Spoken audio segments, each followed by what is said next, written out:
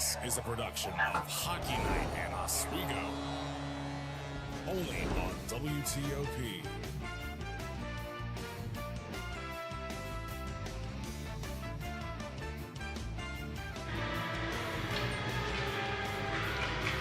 Welcome to the Deborah F. Stanley Arena, home of the Oswego State Lakers. I'm James Fitzpatrick. Alongside of me, Patsy McFeely, Aaron McCarthy.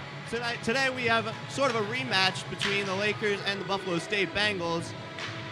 Guys, what do you think about today's game?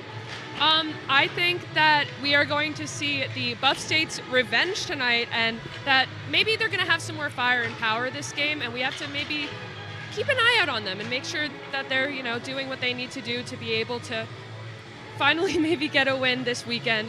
Their one-on-one chance tonight. What are you thinking, Aaron?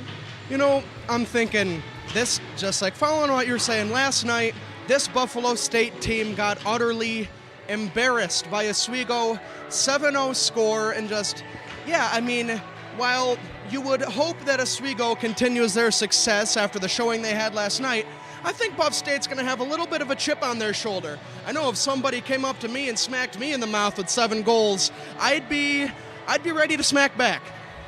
Yeah, absolutely, and like I said before, like you guys also said, it's a rematch. Last night, Oswego smacked Buffalo State, 7-0 final score. It was a big night for Cindy Pinty and Lexi Leedy. We all know the story of the turtle and the hare. There is always a chance for the underdog as long as they put the effort in. So Oswego has to make sure to keep that fire going and not be the hare in this race. Yeah, Oswego is having a very good season. Buffalo State is not having a very good season, but like you said, the tortoise and the hare, everyone wants to root for the fastest player. Everyone wants to root for the team that's, showed that they can win. But sports are sports. It's going to be random. They say football any given Sunday, ice hockey any given Saturday afternoon. So I'm ready to watch a good game. Yeah, and you guys are correct. I would say Oswego's definitely the favorite in this game, but maybe we have an underdog story with Buffalo State here. We can look at continue to look at their last game on the matchup history that we're going on. Anything can really happen, considering that they're going to be looking for revenge.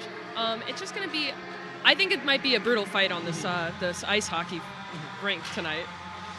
But also, when you look at the other side, if you look at the matchup history here, Oswego is 36-10 against Buff State while they've been playing. Oswego was even on a 15-game win streak since they played Buffalo State on February 2nd of 2019. So, streaks may end, but sometimes a streak never lies. And, the streak may go on, may not, but we'll find out soon. Well, we're going to go to break right now, but after that, we'll come right back to this desk.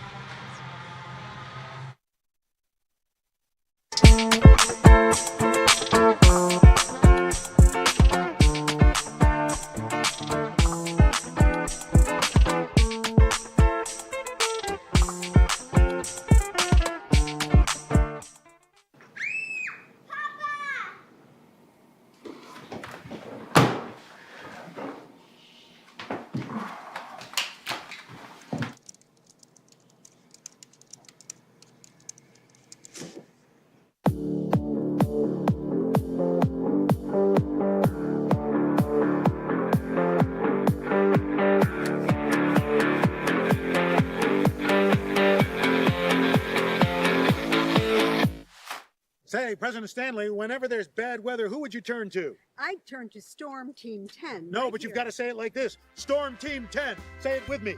Storm Team 10. What's going on? Yeah, we go on at like 11:30. It's like No. What do you mean no? It's 10:30. 10:30? Yeah, it's 10:30. What do you mean it's 10:30? Hey, don't touch that. That's my ladder. Hey, man. Whoa. You know this book was already discounted 10%? Wow. Wow. Get a closer to that one. Matthew, Fast News. look at that. Can we go back inside? I want to sleep in the studio again.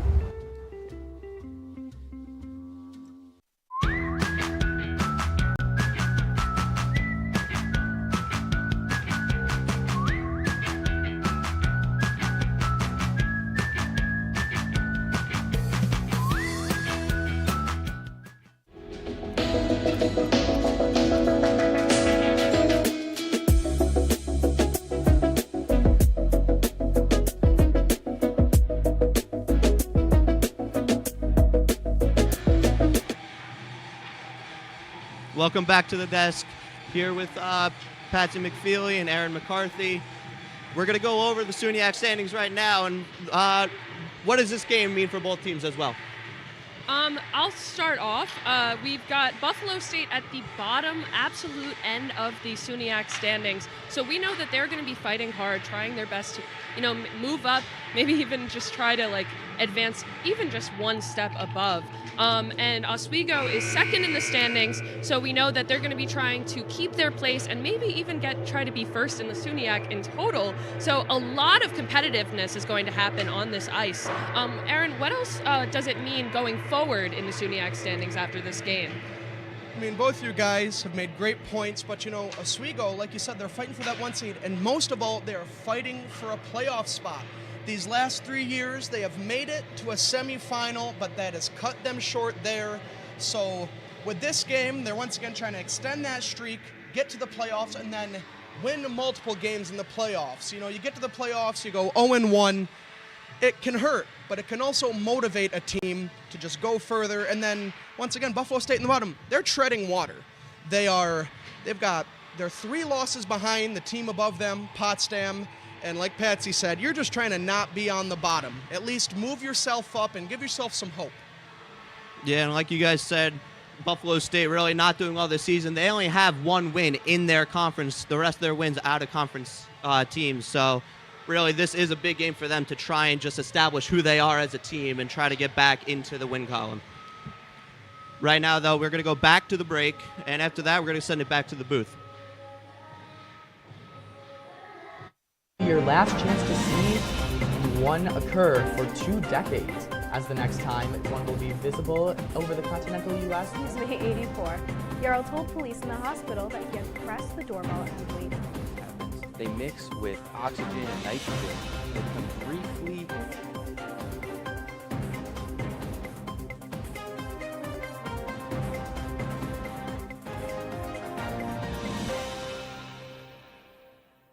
What's going on? Yeah, we go on at 11:30. It's like No.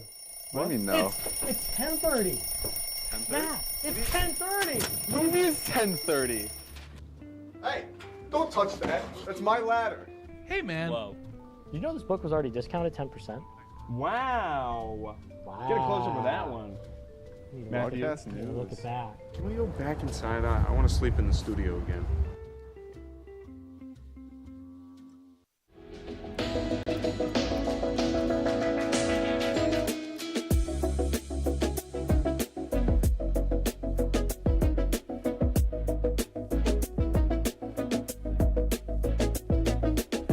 When I was in foster care, I never knew when I would have to move, so I always had my suitcase ready to go. Then one day, I was adopted. My new parents opened their hearts and home to me. My parents cook my favorite breakfast for me every morning. My parents take me on trips I never thought I would go on. They gave me a home and an even better reason to use that suitcase. My parents aren't perfect, but they're perfect for me.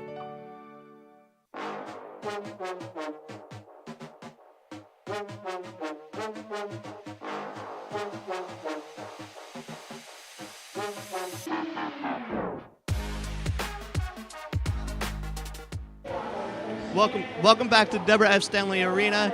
And before we do toss it to the booth, we're going to talk about the coaches. Mark Digby for Oswego and Rachel Graham for Buffalo. What factor do they play into this game? Aaron, I'm going to throw it over to you. Well, so you look here, you look at Buff State, you look at Rachel Graham. She was hired in 2022. She's a very young coach. She has hockey playing experience. She was a standout defenseman for Elmira from 2014 to 2018. Now she's entering into year 3 here, and she has been an excellent coach at developing players, but of course that win column has been a little barren over her years with a 10-60-2 record coming into this game. But I know that all of us at this table have high hopes for Coach Gramp. And then you look to Oswego, Mark Digby, hired in 2010 as an assistant coach for the men's ice hockey team here at Oswego. And during that time, that team reached 7 NCAA championship appearances. Now you move on, you get to 2019, Digby is moved to the women's team as an assistant coach.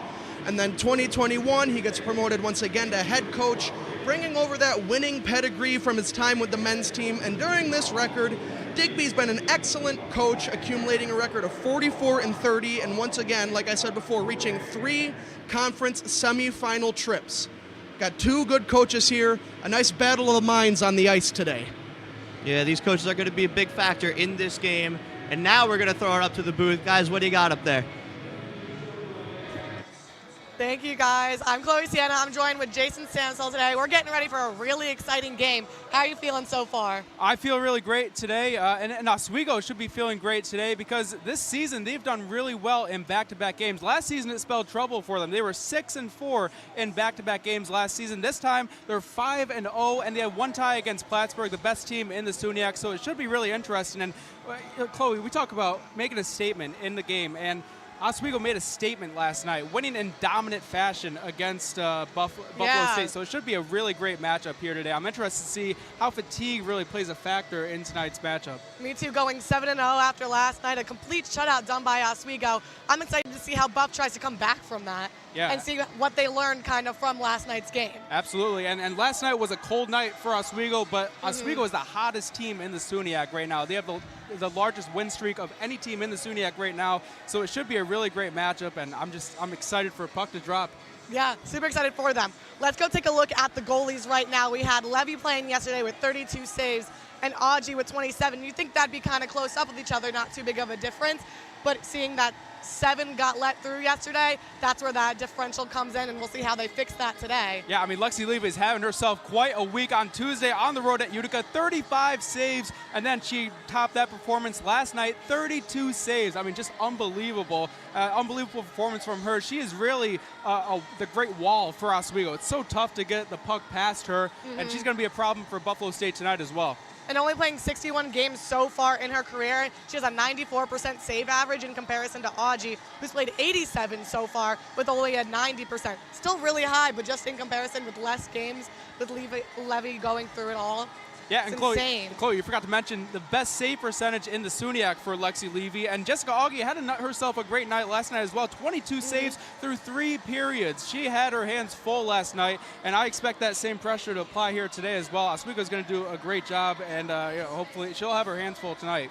It's going to be an absolutely crazy game. I'm very excited to see how they decide to play today. What do you think, just from yesterday, what their biggest maybe advantage, disadvantage was for Oswego and Buff? Well, they really just controlled the pace of the game throughout, and that was really the strong suit for this Oswego team. They set the tempo from the beginning, firing on all cylinders, and then really later on in that first period, we saw them slow things down, and it looked like it was a disadvantage for Oswego, slowing things down, having trouble getting it past their own set, but really was a setup for Mac Hull to score in that first period. So really, Oswego just dominates at setting the pace of the game, and that's going to be key here today. Yeah, exactly what we were talking about before too. Let's not fix what's not broken. Oswego's winning 7-0. They're doing great. Keep up the aggressiveness. Keep up the defense. Don't let anything get past the goalie. And while Buff, they now have the advantage of just playing them last night. They're seeing how their team works. They could use that to their advantage today to kind of work around it, maybe get some of those pucks into the goal. They had a lot of shots on goal anyway. Now it's just time to get past that goalie. Yeah, and for Buffalo State, really the key for the game for them is to not allow Oswego into their offensive set early on. In the Lakers' most recent loss against Amherst, the Mammoths did a beautiful job at really gaining a zone entry and preventing Oswego from getting into a rhythm offensively, and that's going to be key for them tonight. I'm really hyped. This is going to be a great puck drop and everything. Do you have any players to watch so far? Well, there's going to be several players to watch out for. There's such a great arsenal for the Lakers, and they really have just a great skill set at having multiple players contributing at a high level for them. I'm excited. Now, what's your score pick for tonight? Well, my score prediction for Oswego is Oswego win 3-1 against Buffalo State. My guess right now is 5-1. I think they're going to keep up the energy that they had last night, but I think Buffalo's going to be able to at least make a shot on them, working with what they learned yesterday. It's going to be a great game. Absolutely, and that will do it for this segment. We'll be right back after the break, back to the Perch for their predictions as well, and players to watch out for as well here on WTOP 10 Sports. Like 11:30. It's like No. What do you mean no? It's 10:30.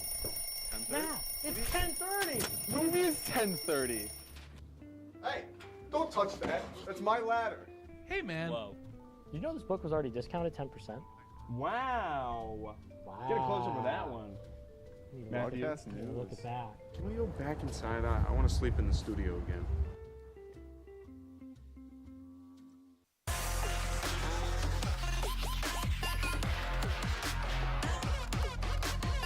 Up by Crowan, not able to get on it. DiCarlo on the rebound. Alex DiCarlo.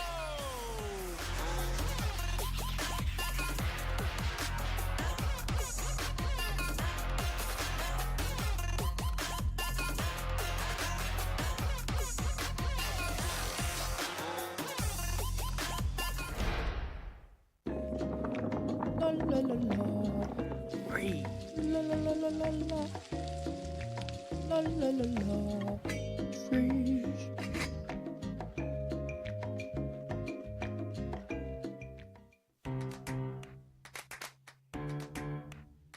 We'll deep dive into our feelings in our Real Talk segment. Stay tuned because it's about to get real.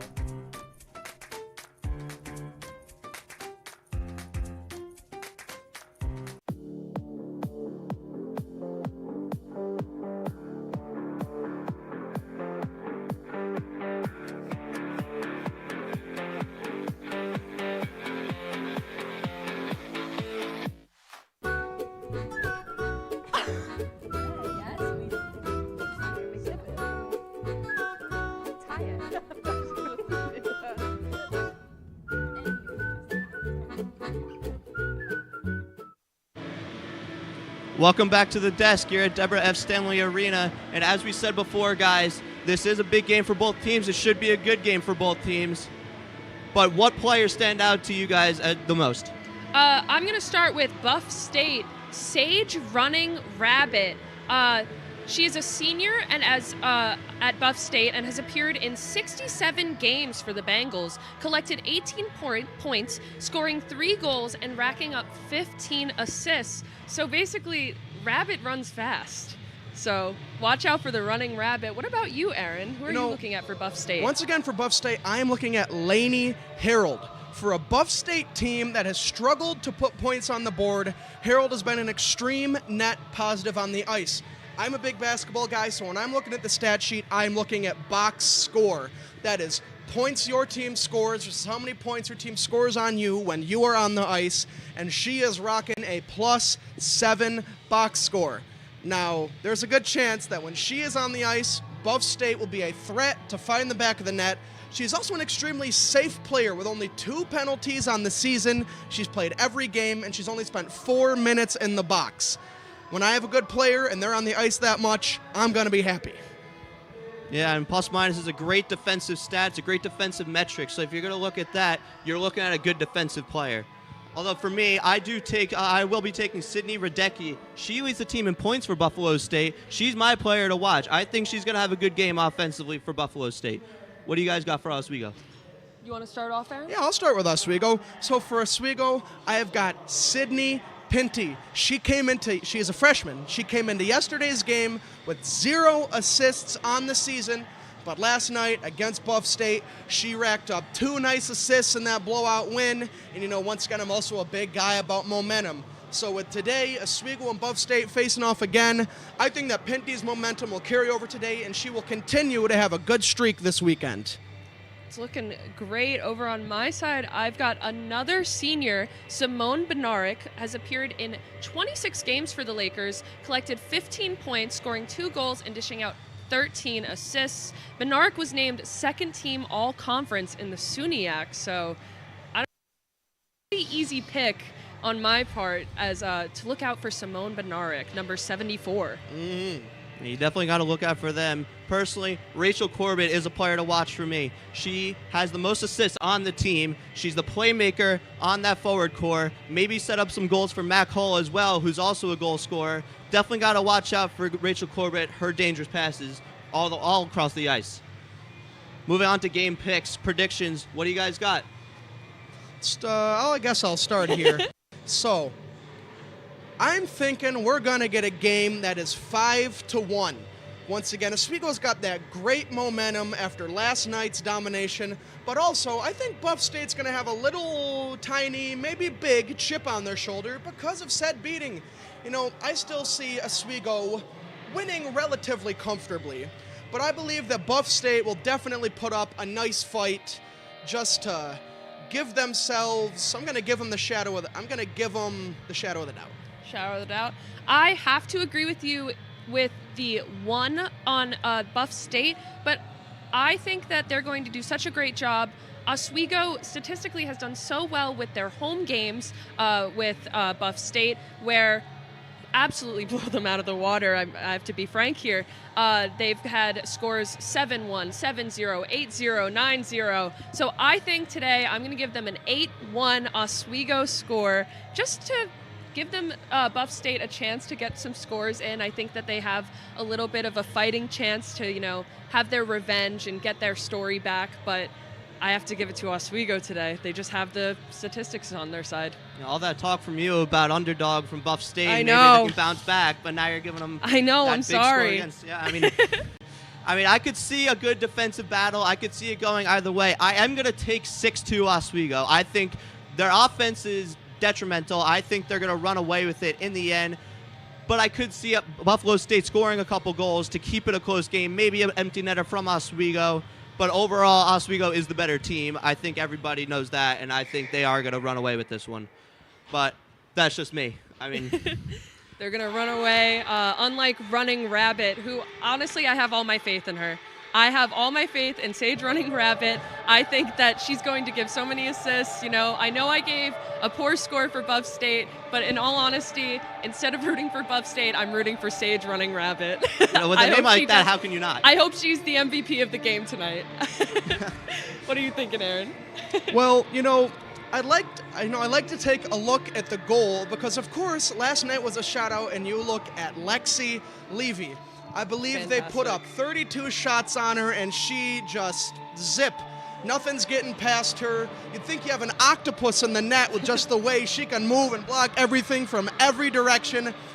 I just love this Oswego defense, and I hope they continue the great path they are on. And here they come out now. Yeah. I am excited for a great game You can today. hear the excitement. And going back to Lexi Levy as well, the 32 shots you just mentioned, that's actually a great game from her because that's actually a lot more than the average Oswego lets up. They only average about 27 shots against per game. So letting up 32 shots to a team like Buffalo State, who you really don't expect to come out of the gate and fire that many, that's a great game from Lexi Levy. And honestly, I'm expecting her to have another good game here today.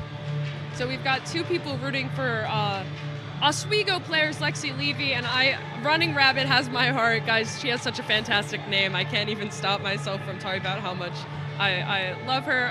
But I don't know. I feel like it's going to be a really interesting game to watch. Rather put the score aside, put everything like that aside. I think we're going to watch some amazing athletes today, amazing competitive spirit today. I think it's going to be a really fun and interesting game. Yeah. Ooh. There's a buzzer. Not to mention also a couple roughing penalties yesterday, so maybe a spirited game as well. Maybe, some back and forth. But overall, I want to see Buffalo State have some heart here today. But other than that, game's coming up. So here we go. Enjoy the game, everyone. Keep it here on WTOP 10 Sports.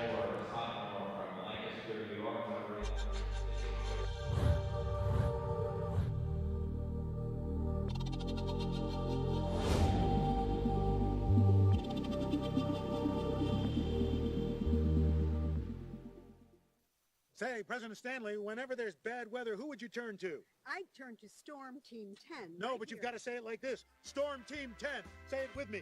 Storm Team 10.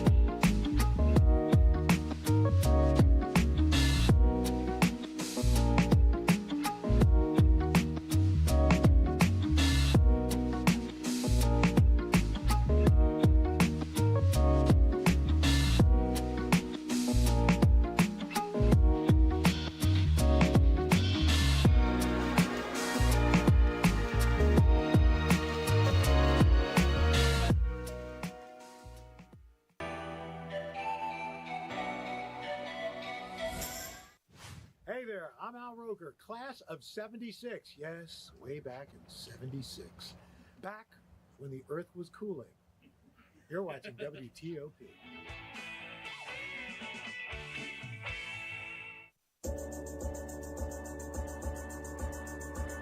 The Candlelight Show with Chloe and Anna.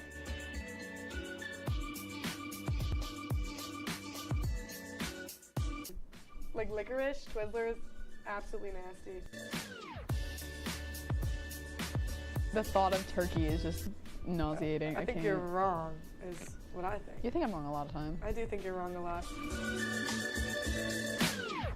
When you look at the number of disasters in the U.S., chances are every area will deal with some kind of emergency in the next decade.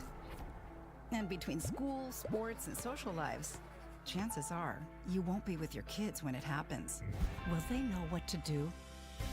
Ready.gov/kids has the educational tools and information to make the conversation easy. When the time comes, chances are they'll feel prepared, not scared. So talk with your family today.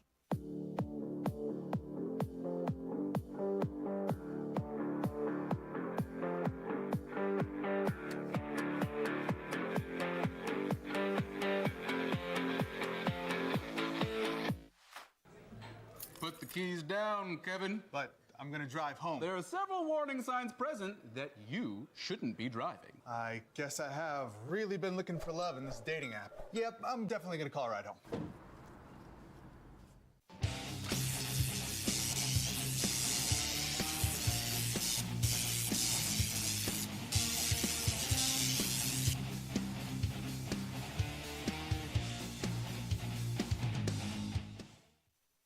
I know kids worry about a lot of things. Getting enough food to eat shouldn't be one of them. Through a nationwide network of food banks, Feeding America serves virtually every community in the United States. See how you can help your community. Visit feedingamerica.org.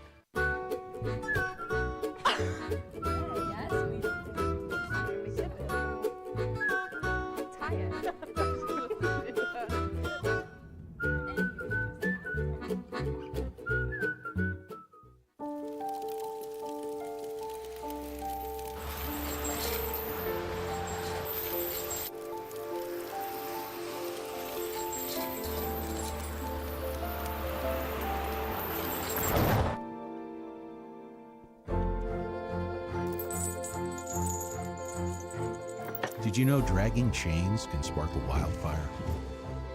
Only you can prevent wildfires.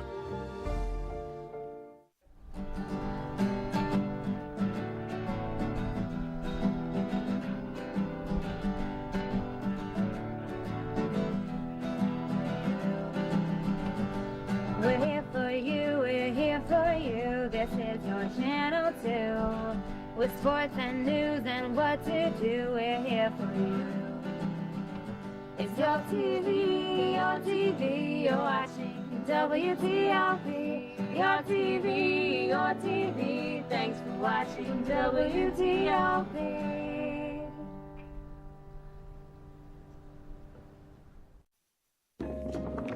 La la la la. Breathe. La la la la la la. La la la la. Freeze.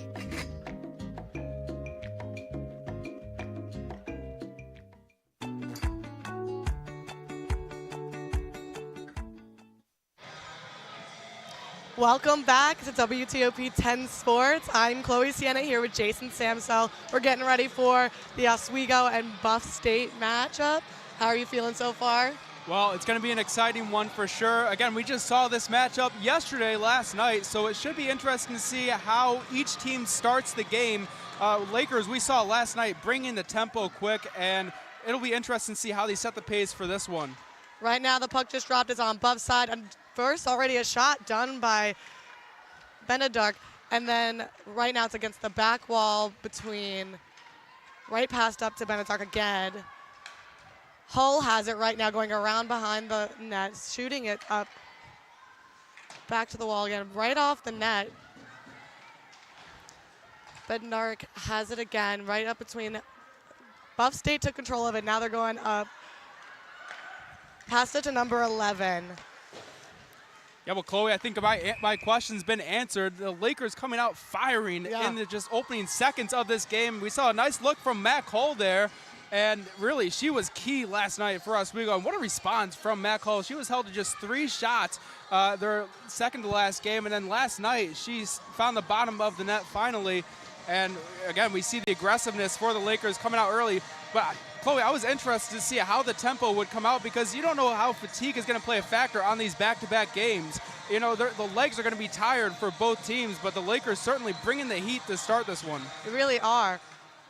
Starting off strong. It's still on the Buff side. Number 7 has control of it, Coley, right now. Shot it to 26. Passing back and forth. They're playing strategically right now because it's just going across the ice back and forth along the back wall again. Well, Oswego has control currently. And the Lakers play deceptively slow. They like to slow these plays down and really get into a nice position to dish the puck off into really the center there and try and find, as we just saw a pass right there. But this is really strategically slow by Oswego to really try and size up the Sabres. Exactly. Another shot taken by number 26 on Oswego. They're just right up close to the net. Again, you were right with saying that it was kind of a slow, kind of strategic play. They're really trying to find an opening right now. Well, and you see number 18, Rachel Corbett, getting involved in the action here. She is someone to certainly keep your eye on throughout this one. She can do it all, and she is active on all fronts of the ice. All right. Again, not a bad look there for Oswego. Certainly had a chance there from Jaden Kelly. A semi-decent shot, but not a bad start certainly for Oswego as we see our first face-off, and this will be key for the Bengals if they want to get back into this one, winning the face-offs. Mm-hmm. It's a slower start from Oswego than yesterday. Yesterday they got a goal almost immediately. And right now they're kind of taking the more strategic, slower route. As right now 74 again has it control, and they're just passing it along. Another shot taken just past the goal right there as the Bengals and the Lakers are fighting on this side for the puck. Number 14 was in control right there, and Buff took control as it is now going to the Oswego side. First time this game. Number 19 with Buff, right to the running rabbit. Heard it from the perch. They're looking out for her right now, and Oswego's back in control. Number 74, taking it across the ice. Really just getting around Buff right now. Again, 74 and 8 on the Lakers. Both are taking a lot of control of this game. And another shot from across the ice right there. Well, that was very interesting there for Oswego, not taking advantage of the power play opportunity, and that is crucial for either team today if they want to find the bottom of the net. Mm-hmm. It's on the Buffs side right now against, Oswego took it right back, getting ready to attempt to shoot on Buffalo State again. Buff State currently has control of the puck. Now it's back to Oswego, number 5 with the Lakers. As she just missed it. Number 18 Lakers now in control. As they're kind of just fighting for the puck right now in the center of the ice. And Chloe, we're seeing a lot of line movement for the Lakers. This is what I thought would happen, especially on back-to-back, playing on a back-to-back game. We're seeing a lot of movement with their lines as we see several players heading to the bench right now. But this is what's so interesting about this Laker team. They have just such great depth to their bench, and that's really going to play crucial here tonight, especially on a back-to-back game. They were just playing last night, less than 24 hours ago. Yeah. Giving a lot of options on who they can choose for this game and trying out new things just as they did last night. Number 24 right now has control of the puck from Oswego as they took a shot on Buff, missing the goal, hitting the back of the rink. Buff State now has control of the puck, taking it to the Oswego side, seeing if maybe they'll get a shot on this time. It rolls around the back. Right now, number 16 and 24 are fighting for that puck as they're kind of stuck in a corner. And Oswego takes control, number 3. Seeing from 13 as she shoots it down the ice. Oswego takes another shot, blocked by Buff. Nice save coming from Buff State. Yeah, beautiful save there. What a great look there. Sofia Kirikostas taking a shot there. Just a beautiful look for her. And I honestly, Chloe, I thought that was going in the bottom of the net. I'm not going to lie to you. That was a great save. Now it's another face-off. Let's see, number 10. Oswego, they hit it behind them, and now, puck goes against the side of the rink. Oswego has control, number 19 right now. And just kind of back and forth between Buff and Oswego on the Buff side of the rink. Oswego takes another shot, number 10, Kelly, goes right over the net, and now number 18, Corbett, has possession of the puck. Just kind of playing it against the wall, using the back of the rink to their advantage on just plays right there. Someone almost fell. Buff has control of it. They're kind of looking to see what options they have as Oswego's just skating around the ice. Oswego takes control again. Oh, the Bengals are trying to get a breather, but they can't. This defense just so suffocating for the Bengals. And now we see them finally trying to get into an offensive set, but again, we see a spill here, and this is what we'll see. Really, I expect throughout the first period, a lot of spills in this first period. Wow, another great shot done by number 2 on Oswego, Mac Hull. We're seeing a lot from her and her shots. Shell right now, number 25, just past number 9 as they take another shot on the goal. 74, Oswego right now has possession. It's crowded by a bunch of Buffalo players currently. And Oswego shoots it back down. Buff State currently checking their routes. New people switching on and off coming from Buff. Oswego took possession again. Number 16, Coley. She's taking it down. Surrounded by Buff right now. Not a lot of spots to kind of take that option to pass. Yeah, not a bad look from Buffalo State defensively here. Yeah, they're keeping up defensively right now. They're really kind of hiding away the Oswego players and making sure they don't have an option on who to pass to. Shell takes it to the Oswego side. Let's see. Oh, that was a crazy check right there done by number 5 on Buff State to number 5 for Oswego. Yeah, just a nasty spill there. We've seen it. It's gotten chippy there. That was Brittany Iverson taking the spill there, but I saw Vanessa Willick also for Buffalo State taking a big shot to the hip there, a little hip check action there. But now this is crucial now for Oswego in the power play situation. Coming off of a back-to-back game, Buffalo State already tired, so it'll be interesting to see how they capitalize here on this power play opportunity. See, Oswego has possession right now, and they're passing it to number 7. Just kind of, again, very strategic right now, able to use this power play. Let's see how they are able to do it. Number 18 currently just took a shot on goal. It's kind of always going back to Oswego. Like, you're not seeing too much possession by Buff State right now. Oh, absolutely, and that's a key for Oswego, just controlling the pace of this game. And they can strike at will when they need to, but also really slow the game down and set up great looks. As we saw, Leah Cooley out there really slowing things down, but then she was trying to find Jenna Majewski in the center there, right near the goalie box. But again, it's just a couple of great possessions for the Lakers, but they got to take advantage here because they're still in the power play opportunity. Yeah, they got a minute and a half to use this to their advantage. And again, every face-off, Oswego's taking possession of that puck. Another shot just missed. That was a good save by Buff State right there. So close, a great shot from Oswego. Again, Oswego's taking possession. Oh, that was took a swing and a miss. So, yeah, they're just kind of playing strategic right now. Possession still held by Oswego. So they take another shot, and that's a goal by Oswego, done by number 25, Lauren Shell.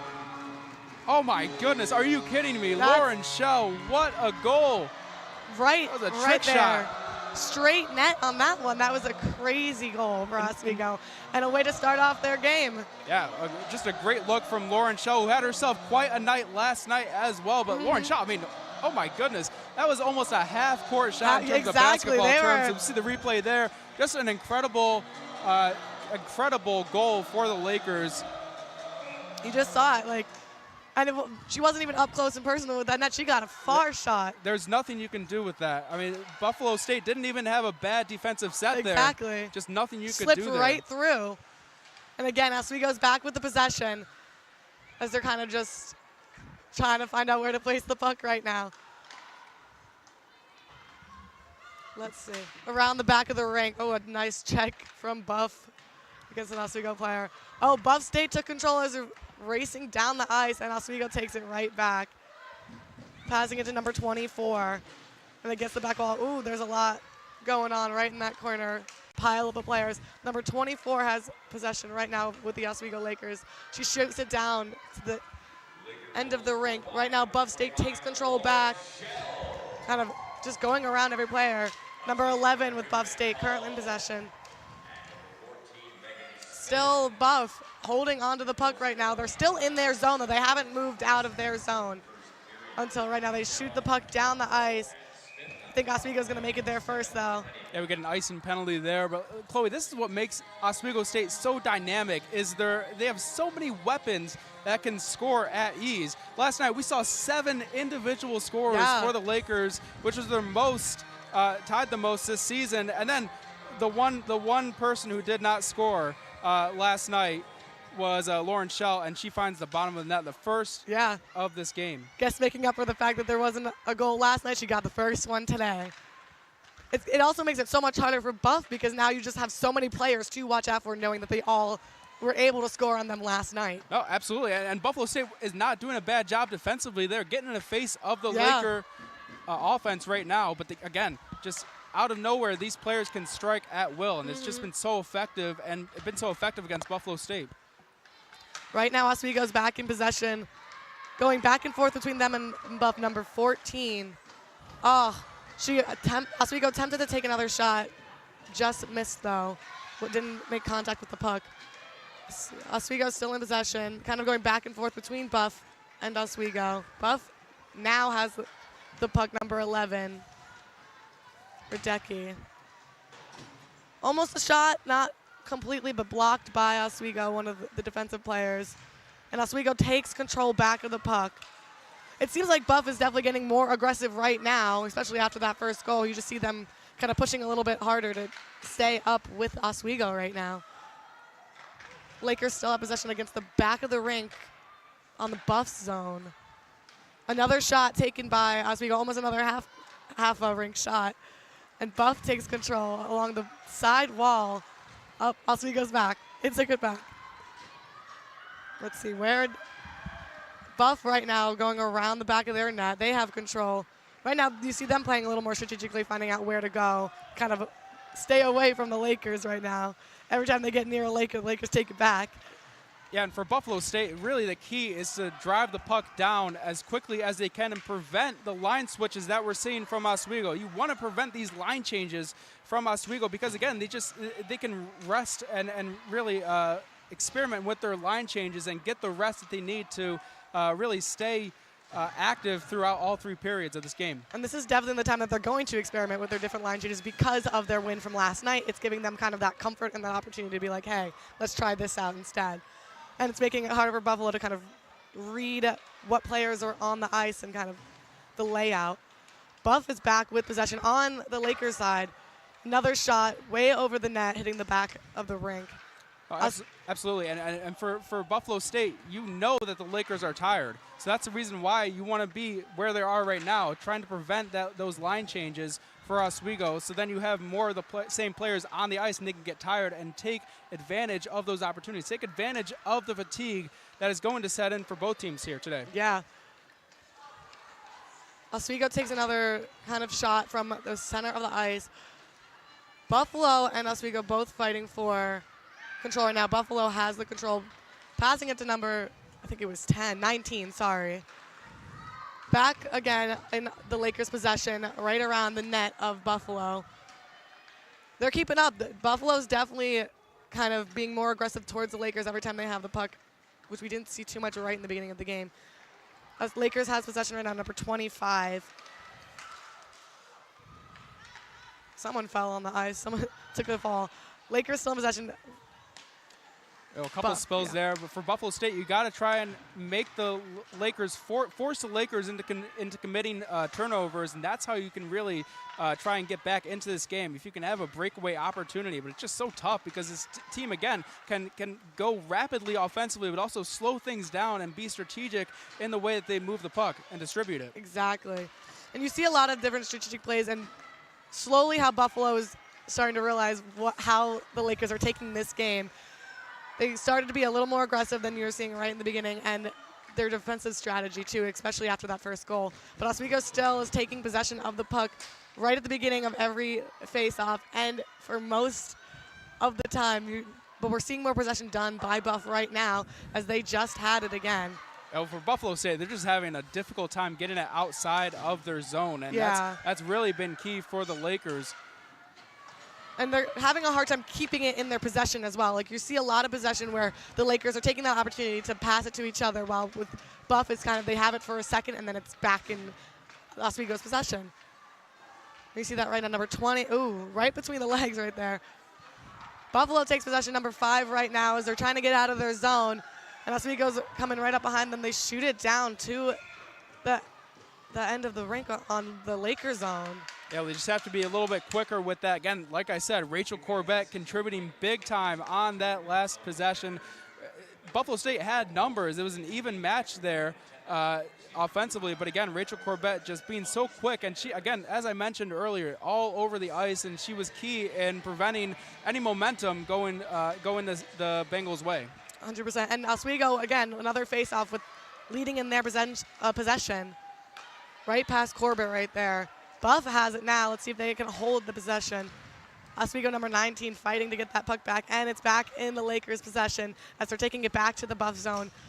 Buffalo number 20 is trying to keep going to get that puck right there, and now back in Buff's possession. Heading out of the Buffalo zone, and they're making it into the Oswego zone right there. But it seems like Oswego's going to get it back in their possession right now, which is exactly what they did. Yeah, as we'll see a couple of line changes for both sides here. And I believe we'll see another face-off here for Oswego. And as you mentioned, has not lost a face-off yet in this period. And again, we're over halfway through this period. So very interesting. I think it's crucial that Buffalo State win this face-off here. Yeah. Oswego takes it right again at the face-off. And they were put right back into their zone. So now it's kind of all square one again. A lot of offsides. Oh, another shot taken, hit in Oswego. Remember, they blocked their own shot. Buffalo's taking it out of their zone. Oswego's fighting it back, though. We're stuck right in the center on the left side of the rink. Oh, Chloe, we're just seeing a lot of slap shots from the Lakers, and that is very interesting. We have not seen that thus far this season. We just saw one from the person who has the puck right now. From Riley Preston. It's very uncharacteristic for the Lakers to do that. And that could also be a result of the fatigue for the Lakers, just settling for slap shots. Yeah, instead of more of a strategic play. Now it's switching it up. There's a face-off in the Oswego zone. Let's see if the Buff can take the face-off. It's a perfect opportunity to do that right now because they're already so close to the net. And Oswego takes it right off from the face-off. Yeah, nice job there on the face-off. Yeah. Sending it back over into the Buffalo zone. Another caller right there. Heading back over to the Oswego zone for another face-off. Again, these are the ones that Buffalo State needs to win in order to just have a chance here to even up the score. Mm-hmm. Give them the opportunity to start off with the puck and use it to their advantage, especially right now with being in the Oswego zone. And Buff takes it and takes another shot on goal, misses. And it's back in the Oswego possession. That was a nice setup there for Lily Adamy, and she's another player to watch out for on both ends as well, really mainly defensively for Buffalo State. Mm-hmm. Another shot taken by Buff, past the net. Oswego's possession again. They're still right in the Oswego zone. Oh, this is a perfect opportunity for Buff, and it was a great save done by Levy right there. There was the entire side the zone was open. They head back over to the Buffalo zone. It wasn't a bad look there for Buffalo State. Really the first time this game that we've seen them have opportunities to score. Even take a shot, yeah. I thought Buffalo State did a really nice job. Number 27, Lily Adamy, she's someone to watch out for. Last night she had 3 blocks, and really those were all back-to-back in the same play. So she can certainly, she's crucial for Buffalo State defensively if they want to get back into this one. And they just did a great job capitalizing on Oswego's mistake right there. You saw the puck just get past one of the players, and then I think it was number 8 from Buff just took advantage of that. She is really aggressive today. You see a lot of action coming out of number 8. Yeah, and for Buffalo State offensively, they really have to try and find number 25 for Buffalo State. She's their best person offensively, Daphne Gray. Back in the Oswego zone, in Buffalo's possession right now. This is their opportunity to try to take another shot. And another mistake as number 5 from Oswego tried to hit the puck and missed. They did a great job. Oh, that was a good save from Oswego. A lot of action right at the goal. And Oswego was able to take possession and kind of save their goalie as she was sliding across the ice. Buff has possession again as they're just passing back and forth and back to Oswego. Number 14 in possession right now as they're taking it back to the Buffalo zone. Number 13 takes a shot all the way from like a quarter of the rink. Nice save done by Buff. And Oswego has possession right now. Shoot it to the back of the rink. Oswego still taking shots from far away. They're not getting too close to the goalie when they're making their attempts. Buffalo takes it back, bringing it to the Oswego zone. Oswego's defense is definitely putting up a fight to try to get that puck back, and they just did. Number 7 right now in control as they shoot it across the court. Buffalo is taking possession right now, scouting out their options on who to pass to. Yeah, nice job defensively for Oswego there, just remaining well-disciplined there, not being intimidated by Cadence Kemp, who had numbers for Buffalo State, but again, just a nice job for Oswego there. 100%. And it's back in the Oswego zone. Right now towards the end of this period, you're seeing it end up in Oswego zone a lot more. Buffalo is being more aggressive and having more possession of the puck as they have right now. Back in Oswego's hands. And Buffalo almost intercepted that from the air. And the Lakers are taking it back to the Buffalo zone. Buffalo takes possession of the puck right now. Number 10 tried to get that puck back. The Lakers back in possession. Number 9 is taking the shot, and a great save done by Buff. And what a nice setup there for Oswego, for Riley Preston there. But again, hats off to Buffalo State there, doing a great job defensively there, and for Jessica Augie remaining well-disciplined there, not being intimidated by these tough shots. Again, Chloe, we've seen a lot of slap shots here in this opening period. Oswego wins that face-off again in the Buff zone as they take another shot. Another shot was taken, just blocked. Now they're all piling up at the goal. It's hard to see who exactly has the puck. Everybody's on the ground, and they're calling it. That was just an interesting possession there. And again, Chloe, I mentioned it earlier on, Rachel Corbett, a player to watch out for on the ice, and she has stamped her mark into this opening period. She almost had a shot there. And again, immediately afterwards, I saw Rachel Corbett skating into the goalie box and trying to find the puck and tap it into the bottom of the net there. Just a great job, great effort there from Rachel Corbett. And that's really what you would love to see here out on the ice. And we're seeing a great setup for offense from Oswego. There's so many options to pick from. Someone is always somewhere, giving them the best chances to take those slap shots on the goal. Another shot was just taken just past the goal. Now right in Buff's possession, moving into the Oswego zone. Oh, colliding with the referee. Buff still has it as they take a shot on Oswego. Great save by Levy right now. Oswego in current possession. There's no Buff around them right now as number 18 just has a straightaway to get back into the Buffalo zone. Still having a little bit of a hard time keeping the puck right there.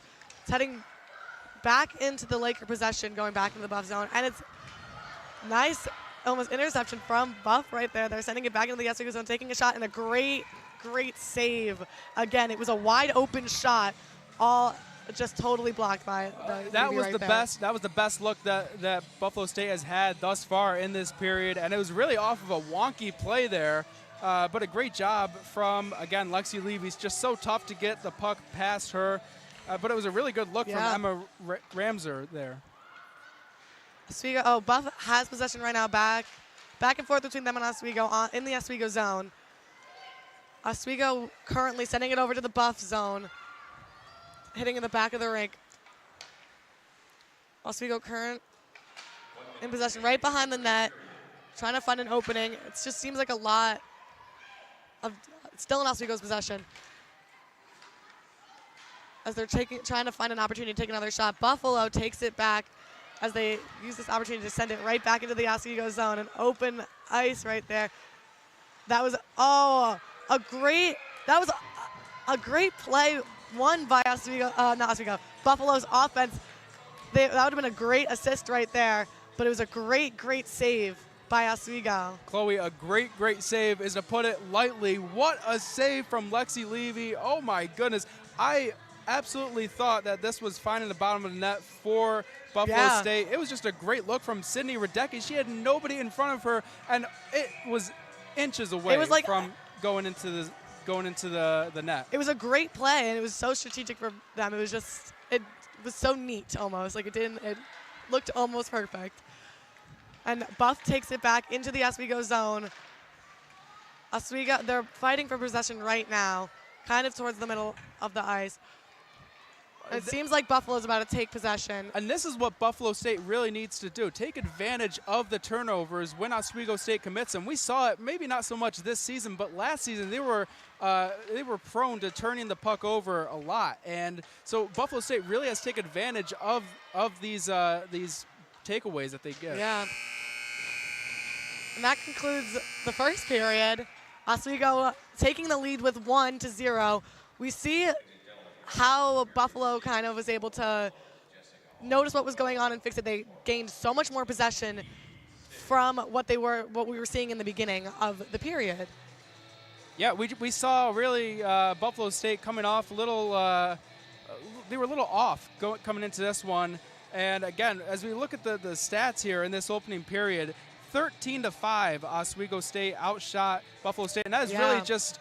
Again, as I mentioned, how Oswego was able to take control of the game and set the tempo of the period. They were able to do just a nice job at just preventing Buffalo State through the first half of the period to get into their offensive set. There wasn't really a lot of opportunity for Buff to even take shots on goal. It was always, majority of the time in possession by Oswego in the Buffalo zone.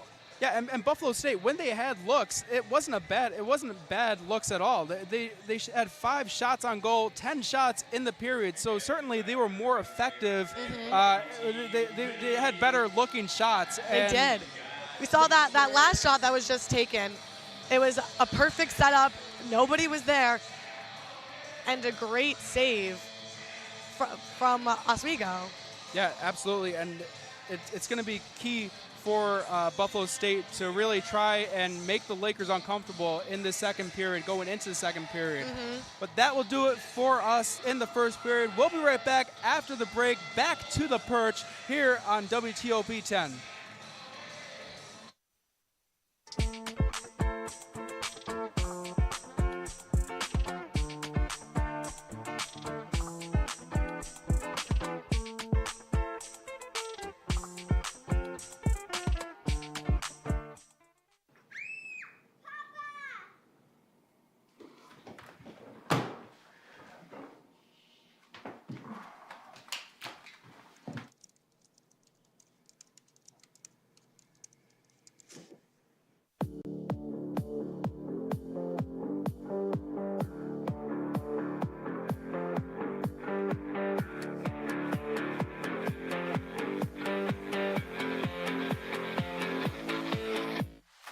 Say, President Stanley, whenever there's bad weather, who would you turn to? I'd turn to Storm Team 10. No, right but you've here. got to say it like this. Storm Team 10.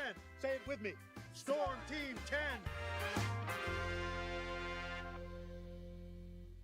What's going on? Yeah, dude, we go on at like 11:30. It's like No. What do you mean no? It's 10:30. Matt, it's 10:30. Who is 10:30? Hey, don't touch that. That's my ladder. Hey, man. Whoa. You know this book was already discounted 10%? Wow. Get a close up of that one.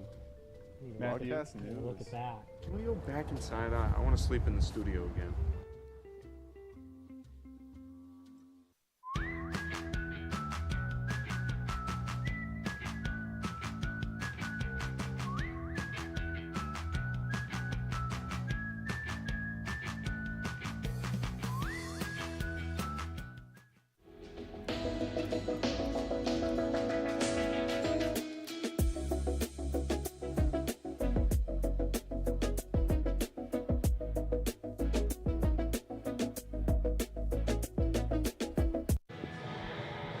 Welcome back to the Deborah F. Stanley Arena. After one period, score 1-0 Oswego. And honestly, that's not really what we expected with our predictions.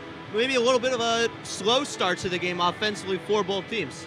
Yeah, they right at the start, a power play, but Oswego didn't take advantage. They've been strategically taking the slow route, trying to preserve their energy, I could see, but you can kind of see the aggression starting to build up. I certainly saw some aggression from Buff State side after the first goal of the season for Lauren Schell. I did see some aggression after from the goalie. So, you know, some hard feelings are happening on this rink. Aaron, what are you thinking of this first period?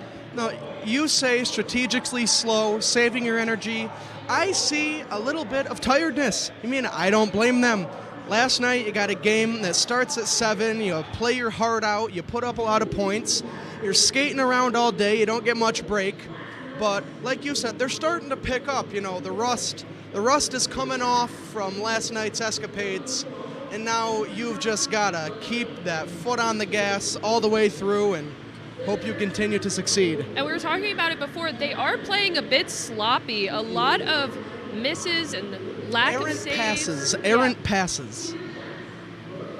But, you know, like, once again, it's just the game is changing and moving and moving and moving. You know, they start sloppy, but passes are getting more crisp.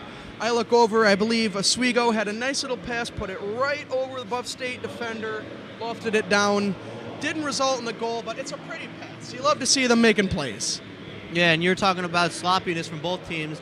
I got a really sloppy play from Buff State that I'm seeing. Two penalties they taken in the first 5 minutes. One resulted in a power play goal for Lauren Schell. What do you guys think is really the key for Buffalo State to try and stay out of the box? I think they need to stay focused. I think they need to put the past in the past and focus on the now, saying like, okay, that yesterday's game was not good for us, but let's try to focus on today's game and really bring up their energy. I'm seeing a lot of lack of energy from both teams, honestly. Yeah. It's just, you know, like I said at the beginning of the game, you're going to want to have a chip on your shoulder against anyone you face. It's how you win. But, you know, right now that chip is a bit more of a cinder block. You know, players are getting mad and they're pushing and shoving and people are falling. Maybe take that cement block, change it into a potato chip. You know, a decent-sized potato chip, but nothing that's going to, you know, make you make poor decisions. And going back to that goal by Lauren Schell, that's her first goal of the season. How about that shot from Lauren Schell? And how about the coaching staff from Oswego putting Lauren Schell on the power play? She's a defenseman. She only has 4 points on the season going into this game. Players like her usually don't see power play time, but how about that shot and how about that goal? It was a great shot. I could hear the color commentary and power play-by-play talking about how far the shot was. A pretty wide shot, pretty risky. I think it speaks more on the lack of defense from Buff State to be able to make such a wide shot. You know, they really need to focus in. What are you thinking? Well, I wish I could give lots of great insight like you two had given on the goal, but I myself am a genius and decided to take my break while the goal was scored. You know, I still pop my head out. I see, oh, you know, people are cheering. Must have been a great goal. But, you know, I have poor timing. And what have we been thinking of Lexi Levy? I heard you talking a bit about her during the game. Yeah, well, I was nervous at first because for the first, I think, 10, 15 minutes, she didn't face a shot yet. So with goalies, it's kind of hard when you're not facing shots. You might get a little cold. Your reflexes aren't there. But when the shots started coming in, she faced the challenge. She did well. She had 6 saves that period, which really isn't a lot. And like I said at the top of the show, that Oswego only averages about 27 shots a game. So last night's 32 save performance in the shutout for Lexi Levy was actually a lot more than expected. So the 6 saves that we see here is more expected, but the fact that she made those 6 saves in the latter half of the period, it shows a lot of resilience from her. Well, to piggyback off that, like obviously last night you said the 32 saves, which was a great showing by the goalie, but I don't believe that is a great showing for Oswego's defense. People are obviously penetrating the line, they're getting to the goalie, and when you have a goalie like Levy who can make great saves, you're happy with it. But today, I can definitely see Oswego's defense, their line, they are playing a lot better. They're swarming to the ball, that mob mentality, first hit, keep driving. I'm seeing some great play today. Especially from Jessica Augie, who is the goalie, who's been making some pretty great saves. I know we do have a goal 1-0 on the score, but she has been making some pretty great saves despite the lack of defense that Buffalo State has been exhibiting. Yeah, Augie has played great that period, and she made a couple saves that really no other goalie is going to make. There was one play on the first power play for Oswego, just a couple minutes into the game. It was a cross-ice pass from Corbett to, I think it was Mac Hall on the back door. Augie had to slide across, made a great blocker save, no rebound, and really that's what we've seen all period from her. So I expect more from her in this coming period.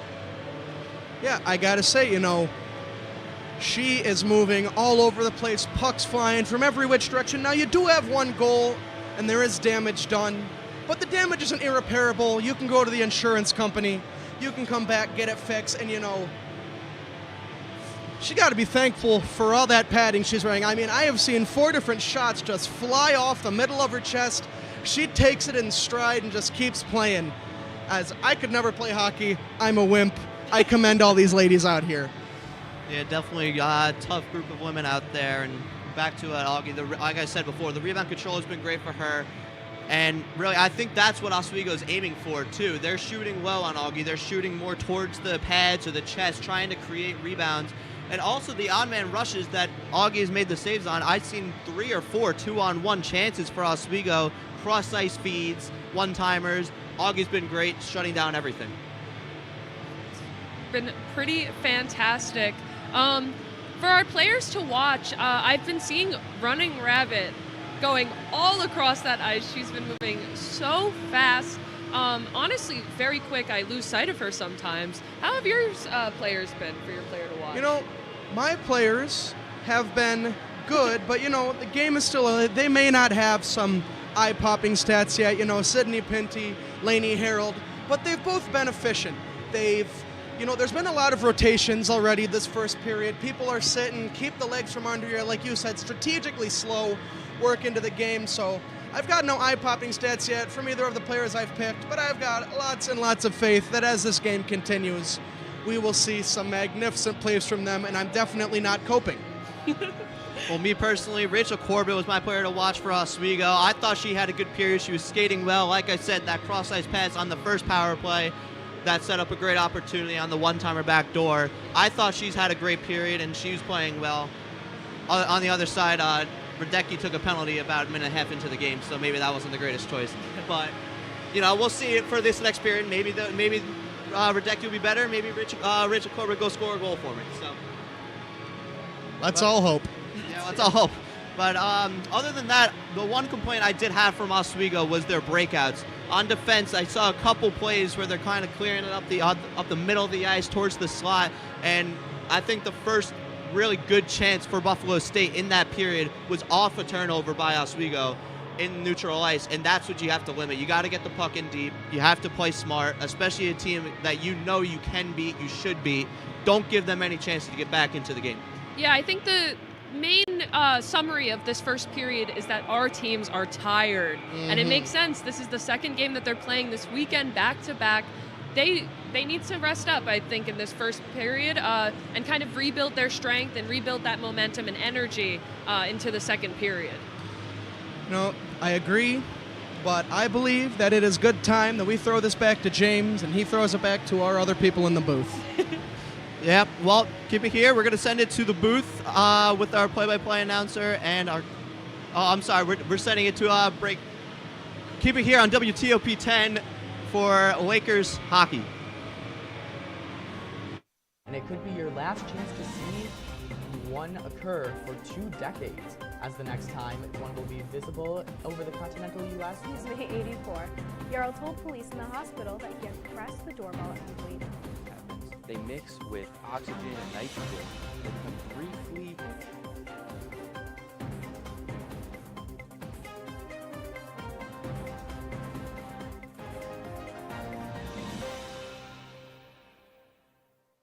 What's going on? Yeah, dude, we go on at like 11:30. It's like No.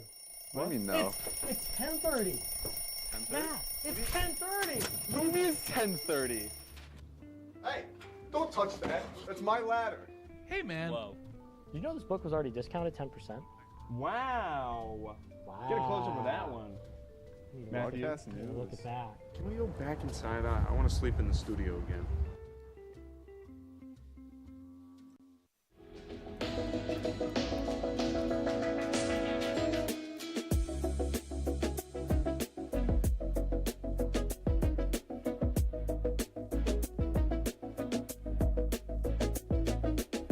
When I was in foster care, I never knew when I would have to move, so I always had my suitcase ready to go.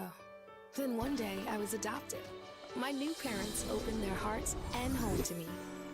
My parents cook my favorite breakfast for me every morning. My parents take me on trips I never thought I would go on.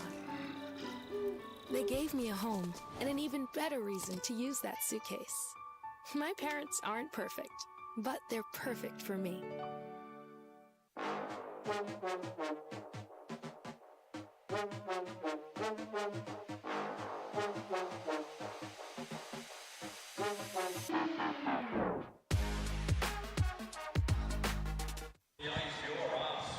Welcome back, guys.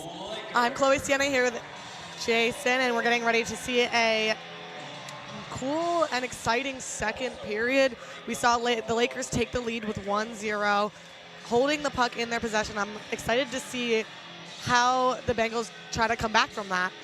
Yeah, Chloe, it was certainly an interesting first period, to say the least. Oswego State doing just a great job controlling the tempo of the game. But really, for Buffalo State, they have to come out of this period, they have to come out aggressive in this second period. If you go back to their last loss, Oswego State's last loss, the Lakers, well, against Plattsburgh, in their last game against Plattsburgh caught the Lakers off guard coming into the second period, and they were able to find the bottom of the net. And that's what Buffalo State really needs to do in the second period. Come out aggressive and really try and catch these Lakers off guard. But again, Chloe, an interesting stat that I just found out, the Lakers scored on a power play opportunity in this game. They have now scored 11 of their last 19 games on power plays. Wow. So Oswego really does know how to use it to their advantage. So we're starting with the puck drop. Oswego takes it immediately as they take it into the Buffalo zone. Buffalo, again, staying aggressive this time. They're getting it into their possession much quicker than they did last period. We're seeing them take it into the Oswego zone very early on as Oswego is racing towards the back of the rink to get possession. It's still in Buffalo's possession.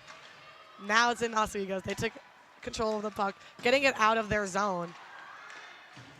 Right into the center of the ice. Now going into the Buffalo zone in Buffalo's possession.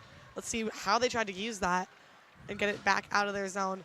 You see them being much more aggressive this period than we are last period, with just getting it in their zone and then getting it right back out. And now they're getting it, it's going right into the Oswego zone in Buffalo's possession. No, it's absolutely, that's what Rachel Gramp, the head coach for Buffalo State, probably said to her ladies at during the intermission report, that they have to come out aggressive and come out firing against this Laker team if they want to try and find the bottom of the net. Exactly.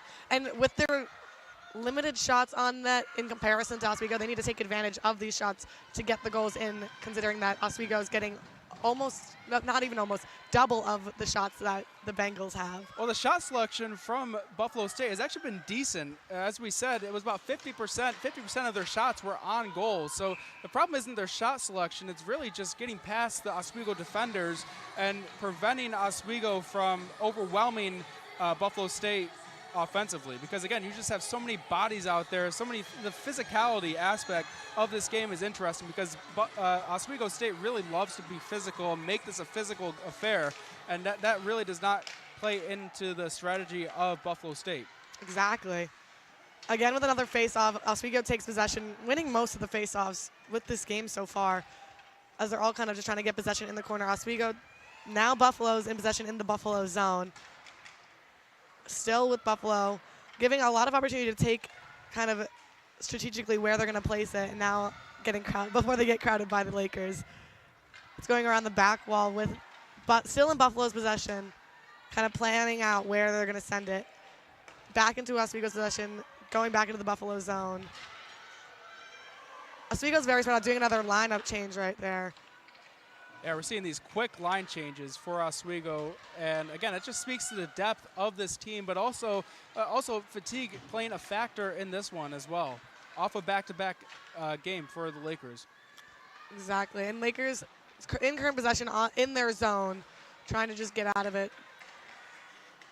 Great kind of interception done by Buffalo as they take a shot, kind of miss the net by a bit. Didn't really have Levy having to move too much. And Oswego takes possession. They're kind of just in a spot, all seeing who can get a touch on that puck. Going into the Buff zone, Oswego takes possession, while number 27 in Buff is being aggressive. They're all just trying to get control of this puck in the Buffalo zone. And Oswego seems to be getting a lot of touches, but Buffalo's not letting it get out of just like the corner, keeping their goalies safe. They're playing great defense right now. Yeah, just a nice back and forth battle there for Buffalo State. And Lily Adamy, number 27, a player that we mentioned earlier on to watch out for. She is not afraid to get down and dirty into that defensive zone, especially in the corners there. And that's going to be crucial for Buffalo State. You just got to come away with the puck in those when you're deep in the corner of your own net. Yeah, you're seeing a lot of aggressiveness when it comes to both teams. Like when they're getting cornered, you see so many just sticks. Everybody's trying to get a piece of that puck. Another face-off happening again, taken by Oswego, the Lakers. In possession in the Buffalo zone, taking that opportunity to try to get a shot. Good save from Buffalo. They just kind of saw the puck slowly go past. They were able to take control of that, stop it from getting any closer. Yeah, it wasn't a bad look there. A little broken up play there from Simone Bednar, trying to find Matt Cole there. Just unable to do so, but that's a look that you're going to try and you're probably going to see most likely from Oswego, trying to get the puck rather to Matt Hull. Yeah. Now again in Oswego's possession, winning another face-off, still in the Buffalo zone. We're seeing kind of what we were seeing in the beginning of last period as well. Buffalo's taking the puck right now, going into the Oswego zone. That was a straight shot. There was nobody there. A great shot done and a great save by Levy again. Oswego takes control. And Buffalo was able to really, again, use it to their advantage when they have that kind of straightaway opportunity to get a shot. And Buffalo possession on the Buffalo zone right now as they take it back to Oswego. Again, another straight shot. There's not a lot of Oswego, and now it's left up. Great save from the Lakers. It's an open shot done by Buffalo, and just Levy's not letting it get through. Well, that is where Buffalo State's going to find looks. It's going to be in transition, offensive transition, and in those breakaway opportunities. Again, it's just so tough because Oswego State is quick. Their defenders can get back quickly, and that's going to be it's so tough to get past them on the offensive end of things. 100% agree with you. And right now they just sent it right out of the Buffalo zone, going to the Oswego zone. And back into Oswego's possession, moving it out. That was a great pass done by Oswego, but a great kind of block from Buff, kind of throwing them off their feet. And Oswego still has possession of the puck, moving into the Buffalo zone now. And Buffalo's really fighting to take control of that puck right there, and they did. Buffalo's back in possession and gave it right to somebody on the Lakers as they take a shot and hitting the back wall, sending it over to the Buffalo area. Again, back in Buffalo's possession. It kind of went back and forth there. A great block done by the Lakers right there. Corbett just stopped the puck from going anywhere.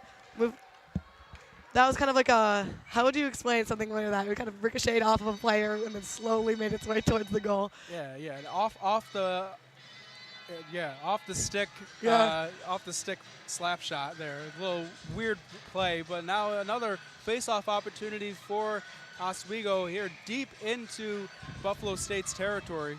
Yeah. Again, and still on the Buffalo side. Oswego takes possession from the face-off. Oh, now it's Buffalo. That was a quick trip. I couldn't really tell who was able to get that possession right there. Kind of went between the two. And Buffalo's just sending it into the Oswego zone, racing to get a touch on that puck right now. A good check coming from Oswego right there. And a slap shot done from Buffalo. Great defense coming from Oswego. Rolled off some of the players and didn't make it into the net. Oswego's back in possession.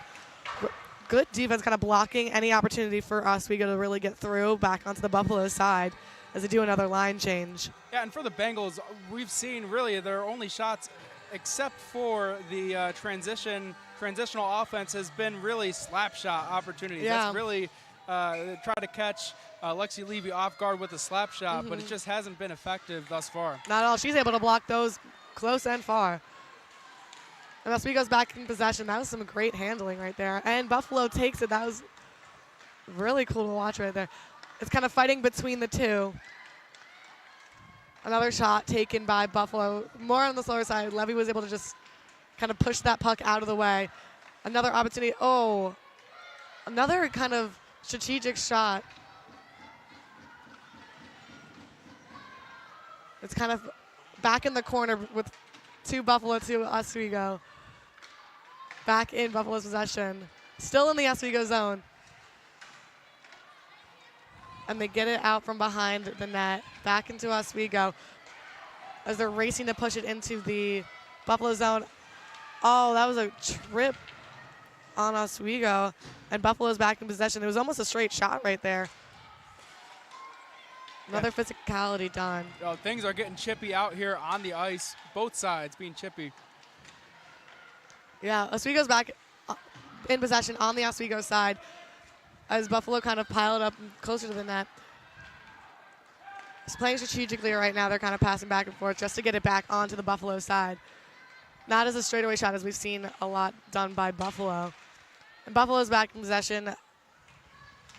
Another kind of handling error right there, and Oswego took it right back. Buffalo State's doing a nice job really disrupting the Lakers offensively, not allowing them to get into a rhythm, which we saw in that opening period. The Lakers were just able to control the pace of the game, slow things down when need be, and able to find opportunities. But really, Buffalo State is getting really aggressive in this second period, coming out on fire thus far defensively. You see a lot more of Buffalo handling the ball, of the puck. And a lot more physicality as well. I don't know if you saw it over there before, but they were piled up on each other. Oswego was laying right on top of a Buffalo player. Yeah, Chloe, we've seen a couple of pile-ups in this game, and I imagine that we will see a couple more throughout. Another face-off going to happen on the Oswego, in the Oswego zone. Let's see if Buffalo is able to take control early on. We haven't really seen that this period yet. It's been all Oswego winning the face-offs, and Oswego won the face-off again. That went right behind the Buffalo player, number 24. Oswego is still in possession on that side as they're going around behind the net, looking where to place it. Intercepted by a Buffalo, taking that, an opportunity to take a shot. Didn't take it though, and it was taken back by Oswego as they're pushing it to the Buffalo zone. You see a lot more like strategic playing from Buffalo side as well. Like they're kind of using each other more than they were. And another straight down the side, too. They have a lot of opportunity to do that. They're really using the lineup changes to their advantage. That was a great look from Buffalo State, and that's exactly who they want to find here on the ice. If you're Buffalo State, you want to try and find Sydney Radecki, their best offensive player here. Again, they're doing a great job just battling, keeping pace with Oswego, who's, again, not afraid to get physical in this game. Yeah, you're seeing them fight back a lot recently, especially this period as well. Really running Oswego for their money right now, giving them a hard time even just holding on to the puck right now. Oswego's taking it back, bringing it into the Buffalo zone. around behind the net right now. Buffalo's taking it back. Again, not a lot of kind of like distraction from the Oswego Lakers defense, but they were able to take it right back. Using the Buffalo lineup change to their advantage right there, kind of threw them off. Buffalo's back, bringing into the Oswego zone. Wasn't able to get a shot on that, but was able to send it closer to the net. And you can see Oswego's defense is doing really well of just kind of trying to not keep that net open and able to take back the puck. And a slap shot done by Buffalo. Great save by Levy. Just took the puck right there. Didn't have any opportunity to get past her. Yeah, we saw there Buffalo State's trying several times to penetrate the zone defense for Oswego, but Oswego just not letting up at all. And again, it just resorted in a slap shot. Now we see another face-off here. Yeah, they're giving them little opportunity to even get close to that net. That's why that slap shot was taken so far back. And Levy was still able to block it. Oswego took it right back to the Buffalo zone. Kind of going between both the Lakers and the Bengals right now. Yeah, that is not a look that you want for Buffalo State. You do not want to have the Lakers with numbers in transition. That's something that really they have to prevent. You do not want to get multiple players, because we saw last night that it was taken to their advantage. The Lakers took advantage of numbers and found the bottom of the net several times throughout that game. Yeah, seems like they're struggling a little bit more this game to get as many goals as they did at last night's game. Still playing great with their aggressiveness, but you're not seeing as many goals as they did on yesterday's matchup. And they're back in the Oswego zone, under Oswego's possession, kind of looking to see where they could place that puck. Another battle in the corner. You see it a lot happen by where they change their lineups as well. And Oswego back in possession, stopping number 11 from even getting a shot on Levy right there. Yeah, Chloe, you read my mind. Oswego is doing a great job at switching up the lineups, and really at any time they can switch up their lineups, and that's what Buffalo State has to prevent. You have to prevent these line changes from occurring if you want to get back into this one. Yeah. Got to use them being tired to their advantage. When you get that lineup change, it's new players, almost like fresh faces. Back in Oswego's possession. Oh, great block from the Bengals right there. Didn't even let them get past the middle of the rink. But it's still back in Oswego's possession. Moving it down to the Buffalo zone. Number 21 Oswego taking it away from the Bengals.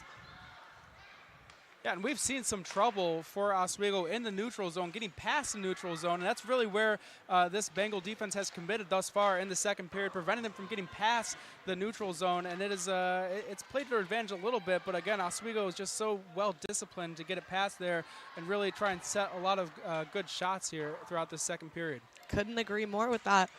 Bengals have it back in their possession. It was 2v1 with the Lakers on top of Bengals, but they were able to get it back into the Oswego zone as they sent it across the ice back onto on the Buffalo side.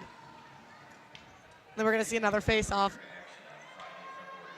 Yeah, you kind of saw a slower line, like a line switch coming from the Bengals. It was a lot of Oswego to figure out how they were going to get it back over, and nobody was really there in the Oswego zone yet. Yeah, and Chloe, what's interesting here for Buffalo State is the size of the line changes that we see. For Oswego State, we see several players. For Buffalo State, we see about one or two coming out and changing that was a in line. Cool grab coming from the Bengals right there.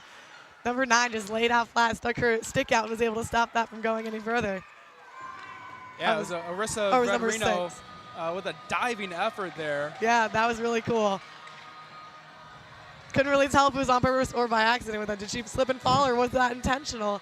Oh, absolutely. Well, that's the thing. For Buffalo State, they're doing a great job keeping pace with Oswego. Again, it's just about really trying to penetrate the zone defense that Oswego has here and trying to get opportunities to score. It's just so tough because this Laker team can play quick on both fronts of the ice.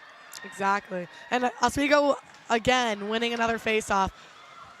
Both the Bengals and the Lakers took a tumble right there as it went back into the Bengals' possession. And they're getting it out of their zone and back into the Oswego zone. They're doing a lot better this time with keeping it out of their zone and staying in the Oswego zone. It's really making it harder for Oswego to get that opportunity to even take shots. I think they only, had 2 shots from the last period, while the Bengals were able to make up another 7, which we didn't see last time. Now tied up in shots with the Oswego. They're really putting in the effort right now. But the Oswego still sends it over to the Bengals area, going for another face-off. Yeah, just seeing a little back and forth action here. We're seeing a lot of spills here out on the ice, and that's a direct result of fatigue. Certainly playing on back-to-back nights is not easy to do. We see, a couple of times their skates just fail them. Yeah. And a lot, too, when they're handling the puck, you're seeing a lot like Buffalo's taking advantage of every time Oswego makes a mistake with one of their passes and is able to just take possession of the puck. But right now, Oswego's taking possession of that puck right into the Bengals zone. That was a quick transition to get right over there. You could see that they were pushing hard to get there as they're doing a little line change right now. Bengals now have possession, sending it over into the Oswego zone. Oswego's taking control of the puck right now. Great change right there. They're really just scouting out an opportunity to see where to place that puck, not stressing too much. It was more of like a slower reaction, I would say. And now it's back into the Bengals. I see like when they're trying to be more strategic, when they slow down, it works in Oswego's favor than when they're kind of being like quick with it and like choppy. Oh, absolutely, and the advantage is in Oswego's favor. Again, up a goal, so your back's not against the wall. You can try and slow things down. But again, you just don't want Buffalo State to have a string of possessions where they get into the rhythm offensively. Yeah, Buffalo's definitely doing a good job with throwing off the control of Oswego that we saw last period. That was a good shot coming from Oswego and a great save done by the Bengals. And Oswego's back in possession in the Oswego zone. Coley takes possession. And see a handling her right there, took a swing and a miss. Couldn't get it out of the Oswego zone, and a shot was taken by the Bengals, just missing the goal. Going around the back behind the Oswego goalie right there. Fighting for it in behind the net. Going between two members of Buffalo. Oh, they're trying to slip it in the side of the goal. That was so close. Wow. What a move from Sydney Radecki. I thought that was going to get past Lexi Levy there, but just an incredible job being disciplined and preventing the puck to find the net there. But another great look for Buffalo State earlier on. Cadence Kemp off the turnover from Oswego, and that's what they need to get back into this one. They need to force Oswego to make turnovers, commit turnovers. And again, Chloe, this face-off battle has been lopsided, 23-7 in Oswego's favor in terms of face-offs won. Yeah, again, they're trying that trick out again where they came from behind the net, trying to slip it through one of the corners, getting it past Levy, still unable to do it. You saw it, that's what they just tried to do right before that face-off, try to do it again. Unsuccessful for the Bengals. Yeah, and this Laker front defensively is not shaken by the pressure that's being applied from Buffalo State. You saw the collapse there near the goalie net, and just a great job to preventing a decent shot there. Oswego's really, you saw a lot from their offense in the first period. Right now, the main focus is the Oswego defense as the possession stays on the Oswego side a lot. Oswego takes a shot, a great save by the Bengals goalie right there. It was kind of a wide open shot done by Oswego. As Shell takes possession, keeping it kind of in the center of the ice right now. Going towards the Bengals side. And the Bengals have a possession again. Moving it right over, so he's sending it right back over to the Oswego zone. A lot of going back and forth. And Oswego still was able to kind of take control of that puck. Again, Oswego fell first and then took one of the Buffalo players down with her. Yeah, Riley Preston took a shot there in the corner. That was incredible. I mean, that was an incredible shot that she took there, able to absorb that punch there in the side of the glass there. That corner is really getting them. I feel like that's where a lot of the physicalities are coming from, is when they're having a pile up in that corner. And now we're doing a face-off in the Buffalo zone. Yeah, and Chloe, this is the opportunity that the Lakers need right now. Again, you have now Karis Ursel in the penalty box now, and Oswego in a power play opportunity again. The third time this game. We're only just halfway, well, we're almost through 2 periods here in this one. A great shot done by Corbett right there, and a great save. They went like right through all of the players, but the Bengals goalie was still Augie was able to just block that. Chloe, it's very interesting because it was evident that the Bengals wanted to pick up the tempo here in this one, and now shorthanded, Oswego in full possession, able to slow the game down, and this is a great opportunity for Oswego to really regain control of this one. Yeah, you can see it right now. They haven't really sent it back over to the Oswego side. Oswego has remained in control, but there was a great block done by the Bengals right there, where Oswego attempted to take a shot, and it didn't even make it to the goal. It got hit by one of the players. Yeah, and Chloe, an interesting thing, wow, another shot almost falling there for Oswego. But another interesting thing here was last night it was the Lakers getting into trouble, into penalty trouble. Now the script is completely flipped. It's the Bengals now that are in penalty trouble early on. Yeah, well, not early on, but through 2 periods. Certainly have gotten into penalty trouble several times in this one. Yeah, giving that advantage to Oswego, which, as we've seen in the past, they like to take advantage of those penalties and those power plays. Another shot and another save by Augie. Caught it in her glove.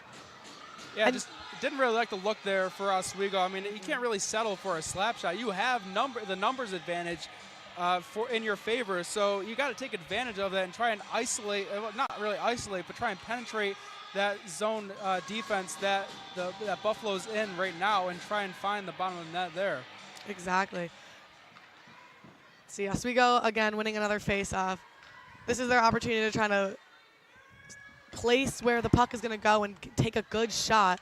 And they've taken more shots right now towards the end than they had this entire period, where in the beginning they only got 1 shot. Right now they've gotten, I think, about 4 more.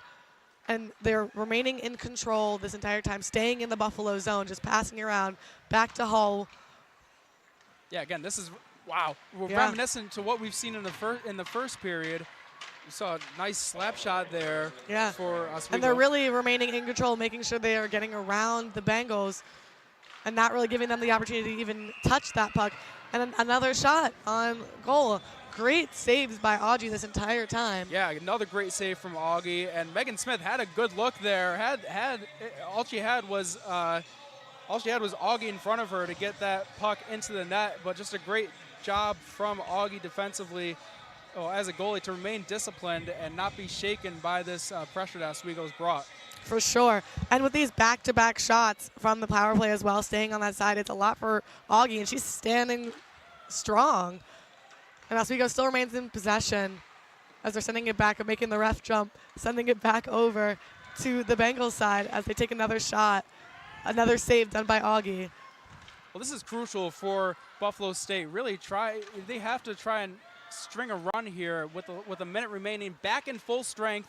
They have to take advantage of that, and as we see them now trying to get past the neutral zone, and they do successfully. So this is really interesting for Buffalo State. They have to take advantage of this. For sure. And we'll see another face-off here. I believe we'll see another face-off here again, and a line switch from Oswego, from both teams right now. Yeah, absolutely. And we see, a decent line change for both sides. 58 seconds left in the period, too. This is right now, the Bengals' opportunity to really try to tie up this match. If they win this face-off, it'd be a better opportunity. They're already in the Oswego zone. 1 minute left. And the Bengals took control, and they were able to pass it. Nice job from Karis Ursel winning that face-off for the Bengals, and this is their time now. They have 50 seconds left. Can they string something together and find the bottom of the net? Tie this one up. Yeah, the Bengals are staying in control of that puck, keeping it away from Oswego. More of a battle in the corner again. Oswego takes control. Let's see if they try to get it out of their zone, or able to, with how Buffalo started off that face-off. Took it back. Still in control, the Bengals, as they're making their way back into the Oswego zone and attempting to take a shot. That was a great setup that the Bengals just had offensively. But Levy just was able to block that shot too. Yeah, great job defensively for the Lakers. But again, if you're Buffalo State, you want to find the puck in the hands of Sydney Radecki. And that ends it. Both teams unable to get a point or a goal that entire period. And we saw a great defense from Oswego and an even better offense coming from the Bengals, where they really showed up how they from how they were doing in the first period. They used, I guess, what they had learned from the first period. They were more aggressive. They had more strategy. They had much more possession than they did in the first period. They kept it much more on Oswego's side. It looked great. Yeah, it was a valiant effort from Buffalo State on both fronts of the ice. Defensively, I thought they did a nice job, able to slow down Oswego State on the offensive zone. But defensively, I thought they improved as well. Well, offensively, rather, I thought they improved dramatically in that one. In the first period, Buffalo State only had 10 shots. In this period, they have 20 shots, doubling their shots. And in terms of shots on goal, they had five shots on goal in the first period. In the second period, they doubled that again, 10 shots on goal. So just a really great job for Buffalo State. Yeah, I really liked seeing that kind of switch up that they had. Great for Oswego as well. Oh, absolutely. And that will do it for this period. We will send it to break, and we will be back on the perch at WTOP 10. We're going at like 11:30. It's like No. What do you mean no? It's 10:30. 10:30? Matt, it's 10:30. What do you mean it's 10:30? Hey, don't touch that. That's my ladder. Hey, man. Whoa. You know this book was already discounted 10%? Wow. Get closer to that one. Matthew. Broadcast news. Look at that. Can we go back inside? I want to sleep in the studio again.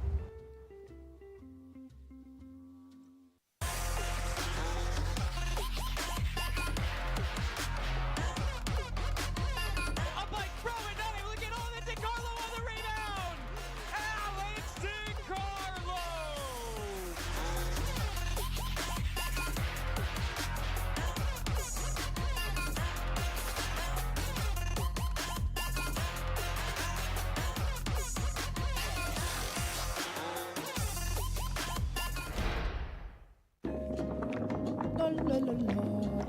Breathe. La la la la la la. La la la la. Freeze.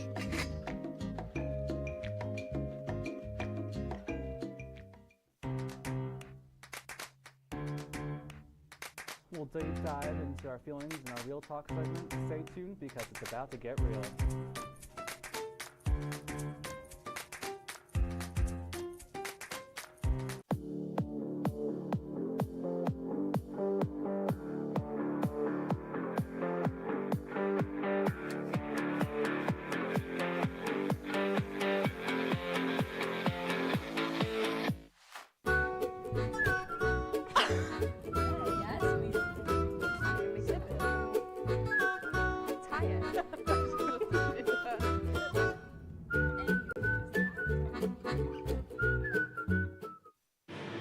Welcome back to the Deborah F. Stanley Arena. James Fitzpatrick alongside of Patsy McFeely and Aaron McCarthy here.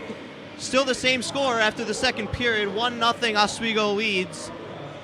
In my opinion, Buffalo State had a good period, at least better than the first period. With their forechecking, they got in aggressively, and I think they played well that period. What do you guys think? Yes, Oswego is certainly underestimating Buff State's revengeful power, and they just kind of seem to be twiddling their thumbs on that ice.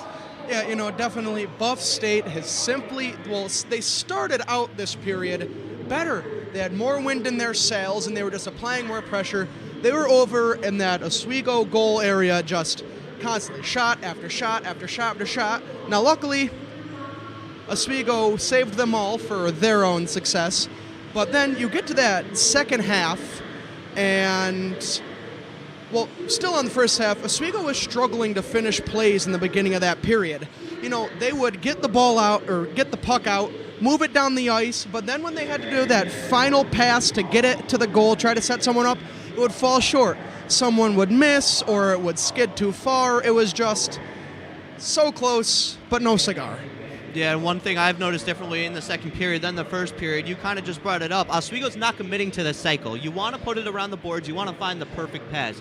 Well, if you're going to put it back to the point where Lauren Schell did score the goal in the first period on the power play, sure, it's easier to cycle on the power play, but 5v5, Oswego's got to cycle better using the boards, perimeter, putting it to the middle when there's an open lane. I've seen a lot of forcing passes to the middle, nobody's open, no look passes behind the back even, to really nobody in the middle of the ice. So I mean, what do you guys think is better for Oswego when you don't have the puck? How do you get to open ice?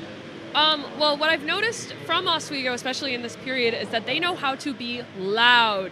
And you can see it affecting Buff State. I think kind of that intimidation game and, trying to figure out how to get them off their game and kind of mess them up, especially from their players that are not even on the ice, being so loud and aggressive and kind of really messing in the Buff State's heads. Oh, definitely. I've seen that for both of these teams playing today. It's gotten a lot more physical. One thing we kind of didn't really comment on in that first period was how unphysical the game was. No one's hitting anyone, no one's getting put into the boards, no one's down on the ice. But now you get here and you had like a lot of little scrums over along the edges down by the goal. People are getting mad, people are pushing, people are shoving. I love that for the rest of the game. It's just more aggressiveness, more energy, and you even saw that too on the penalty side. 2 power plays, 1 for each team in this period.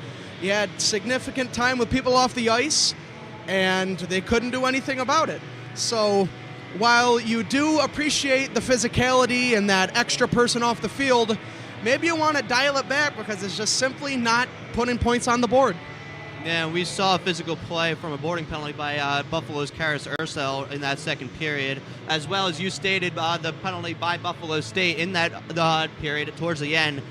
By Oswego towards the end. Buffalo State will have a power play going into the third period, 4 minutes and 2 seconds, as time didn't expire there.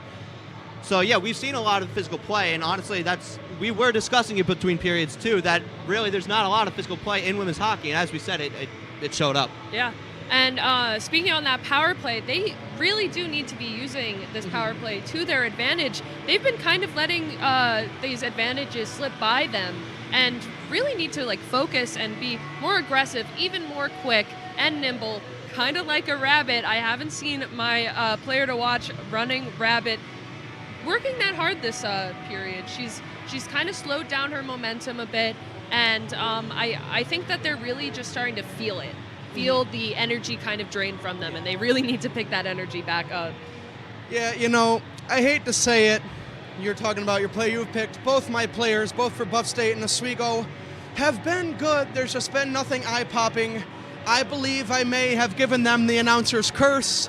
I curse the TV every time the announcers curse any one of my favorite players, but I'm starting to think I'm also part of the problem. I got some bad juju floating around me, I guess. Yeah, you know what happens? My players Despicable. too. Yeah, and my players too. Rachel Corbett and Cindy Radecki.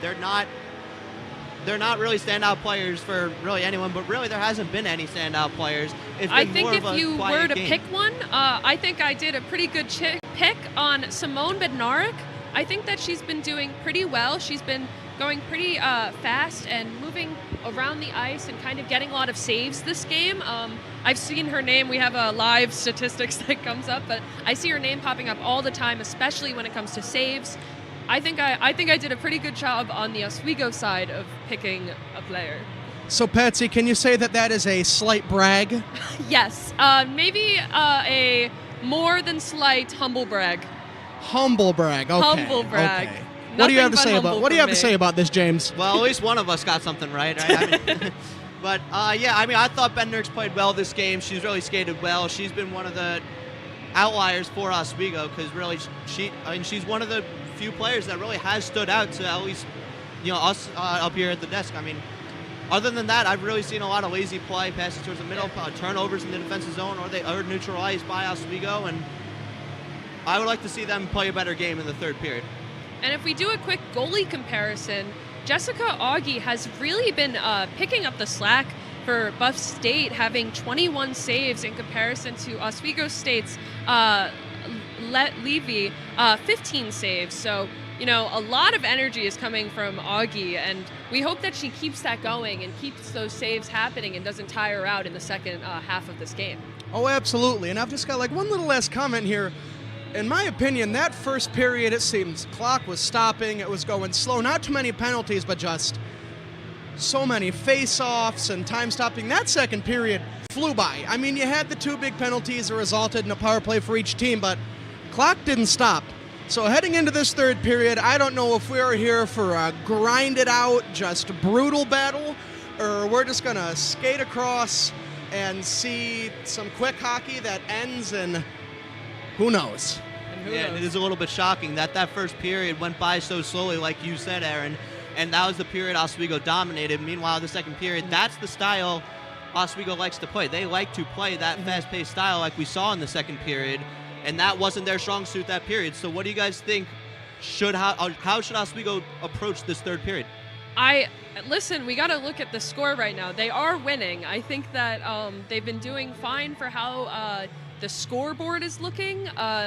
Buff State has not gotten any points. If they just keep it going this way, it might not be the most eventful game, but they will get the win in itself. I think for my score prediction, I hope that they just get a whole bunch more goals so I can have another humble brag of my own. They need 7 more points from me. Does it count as humble if there's 2 of them? Oh, maybe not. Oh, no, I think it verges on that line there. That line's pretty thin. But, and keys to just, on Oswego's side, like you said, they want to speed up that ball. I mean, you look at basketball analogy here, those Phoenix Suns with Steve Nash, Amari Stoudemire, Mike D'Antoni, pace and space. You're moving the ball quick, 7 seconds or less, but you're not taking Hail Mary shots down the court, trying to pass down the middle. You're trying to get it down the sides, have a good short game, be accurate. You've got to be accurate. That is the theme we've seen from both teams throughout this entire game. You are missing on your crucial passes. And for those who don't understand sports as well, I can give a different analogy for art. They say that you need to first learn the rules before you can break them. So we need to go by the basic rules, the basic laws of hockey of this is how you get the point. This is not doing risky plays, not doing risky moves, just kind of going through the basics of this is how we win. And that goes back to what I said earlier about the cycle game for Oswego. We saw it in the first period. We didn't see it that period. So we got to see some smarter hockey from Oswego, and really for Buffalo State, just keep going, keep doing what you're doing. I like their play. I like what they're doing so far. So, how do you guys think they're going to approach the third period as well, Buffalo State? I'll let you start off this one. I think Buff State's going to keep on with slowing down the game. Oswego, flew past them in that first period. They were getting down the ice. They were getting shots up. They got a shot in the net. And then you get to that second period, Oswego all of a sudden, it's like you're pouring molasses all over the ice. Skates are slow. Passes are sticking to the ground. And that is to Buff State's advantage. They've just got to keep on doing what they're doing. It's a coin flip here. Heads, Oswego's able to speed the game back up, and they, hopefully for Patsy's score prediction, can run up the score. Or tails, and Buffalo State, they come in, slow it down, and they grind out a win that they would severely want. Well, that'll do it for the second intermission report here at the Deborah F. Stanley Arena. Thanks for tuning in. Keep it here on WTOP 10 for the third period. Lakers, Bengals coming up.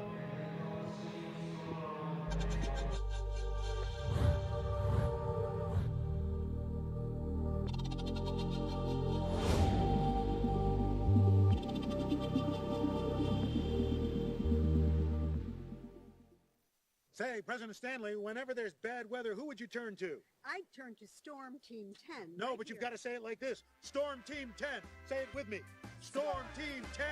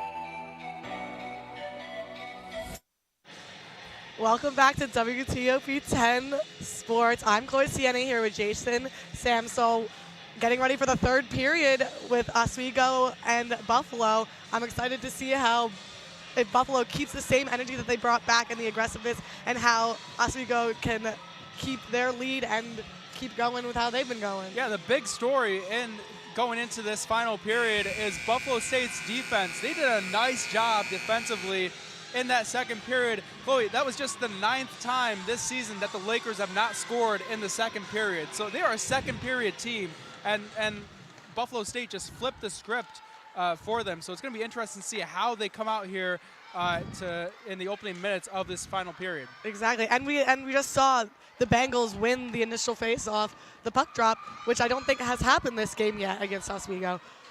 And now it's still in possession of the Bengals, so they're starting off stronger than they have in the past 2 periods.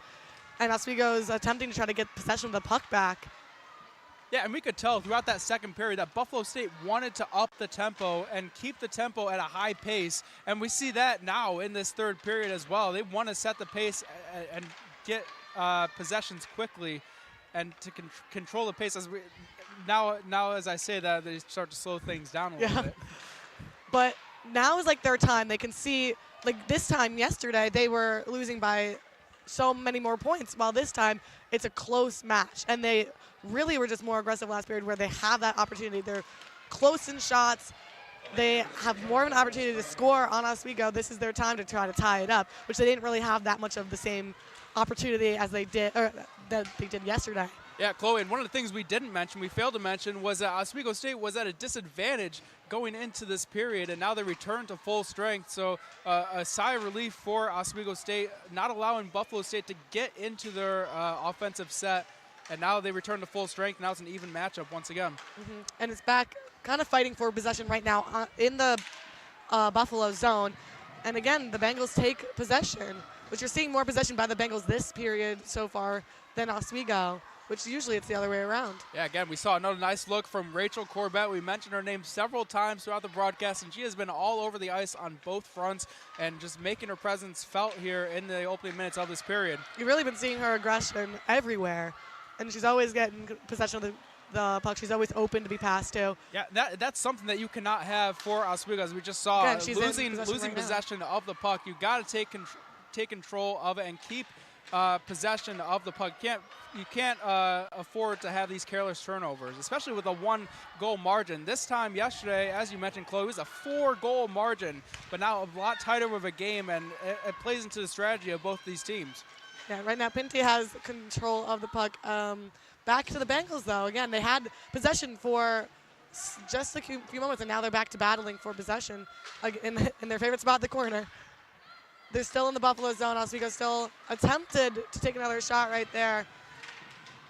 Saved by Buffalo, going right past the net. And again, another physicality right there, tripping a little bit behind the net right there, trying to get possession of the puck. Close to a tripping call there.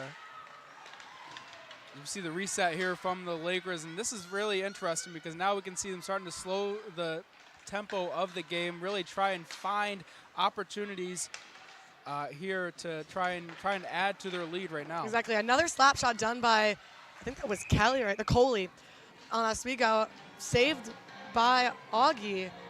Again, trying to take advantage of those slap shots that we saw earlier in period 1. A lot more slap shots were done then.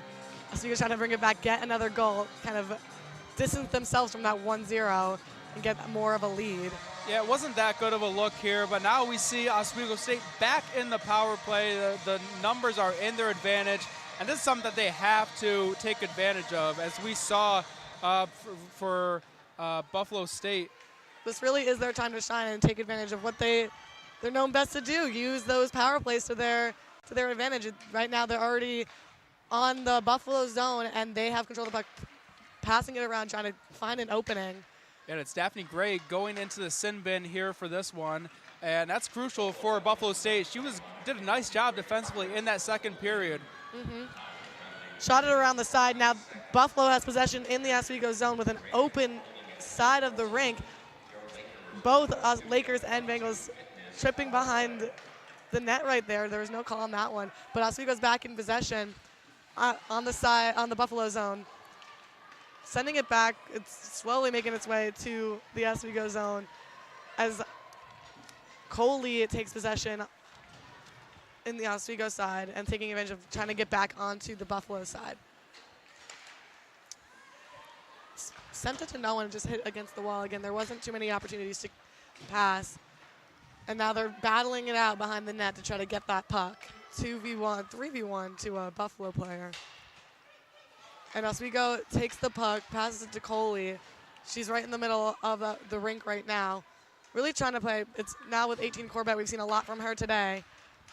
They're trying to find an opportunity to even take a shot with the defense that Buffalo has set up right now. And they take another shot. Great save by Audrey. Yeah, well, again, this is what we saw from the first period for Oswego. They just like to dribble around the outside and try and find openings in the defense for Buffalo State.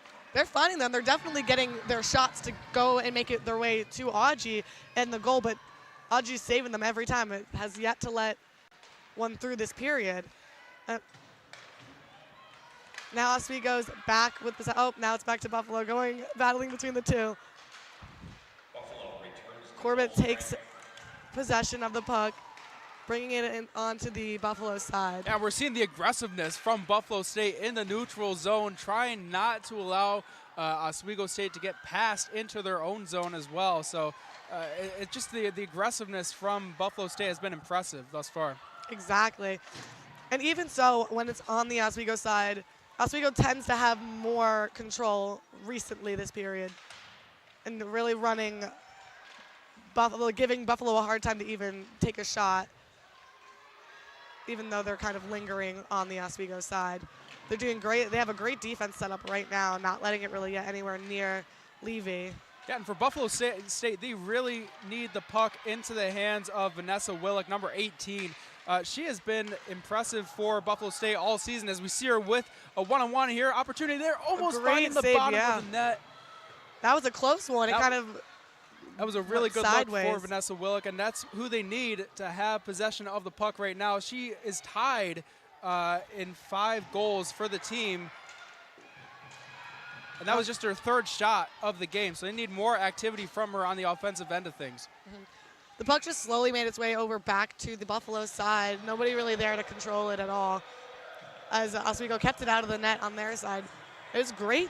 Honestly, their defense setup, it made it really hard for Buffalo to even find an open spot for them to get it into the net. And even with that, Levy was able to block the one shot they were able to get on him. Yeah, it's so tough to get the puck past Lexi Levy. She's just not someone who will fall apart in these games, in these types of situations. She will so well disciplined throughout all 3 periods. Couldn't agree more with that. Now, Buffalo's back with possession, kind of placing it around in their own zone as Oswego is attempting to gain control.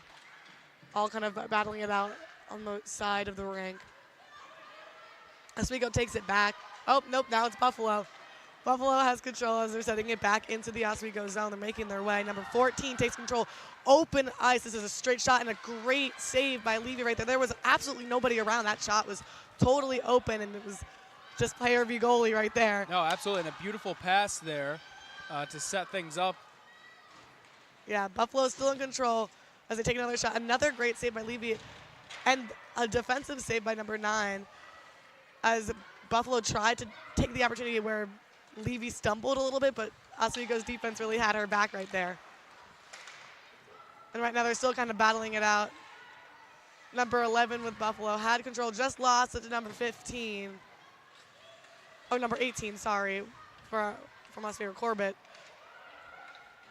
And Oswego is gaining control. They're kind of just looking to see what opportunities they can make and kind of strategize how they're going to get it out of their own zone with the setup right now. Buffalo was able, ooh, Oswego took it right back. That was kind of a battle out between the two teams right there as they re-entered Buffalo zone. Sending it back up. Pindia has control, passing it over. They're going to, from the side, but then they send it back to the middle of the rink. And send it back down to the Buffalo side back wall. As they're kind of just passing between both teams right now. No one's really gaining a long possession of the puck, and Oswego takes it back in the Oswego zone. Yeah, Chloe, as you mentioned, just a nice back and forth battle here on both fronts for both teams. You can see the aggressiveness. You know the implications here of this game, and with just 11 minutes remaining in the game, both teams really trying to pick up the tempo here in this one. You see Parenti getting a little physical with some of the Buffalo players as she's trying to get that puck back, as Buffalo remained in control, taking it to the Oswego zone, and blocked by an Oswego defensive member right there. And Buffalo takes it back, trying to just figure out how to get that puck to stay in the Oswego zone, and Oswego's just trying to get it back out, all fighting in the back right there. As it kind of is, it keeps going between like two versus one Oswego to Buffalo. Like there's 2 members per 1 Buffalo. And Oswego takes it back, bringing it to the Buffalo side. That was a great setup. Parenti would have had a great shot right there.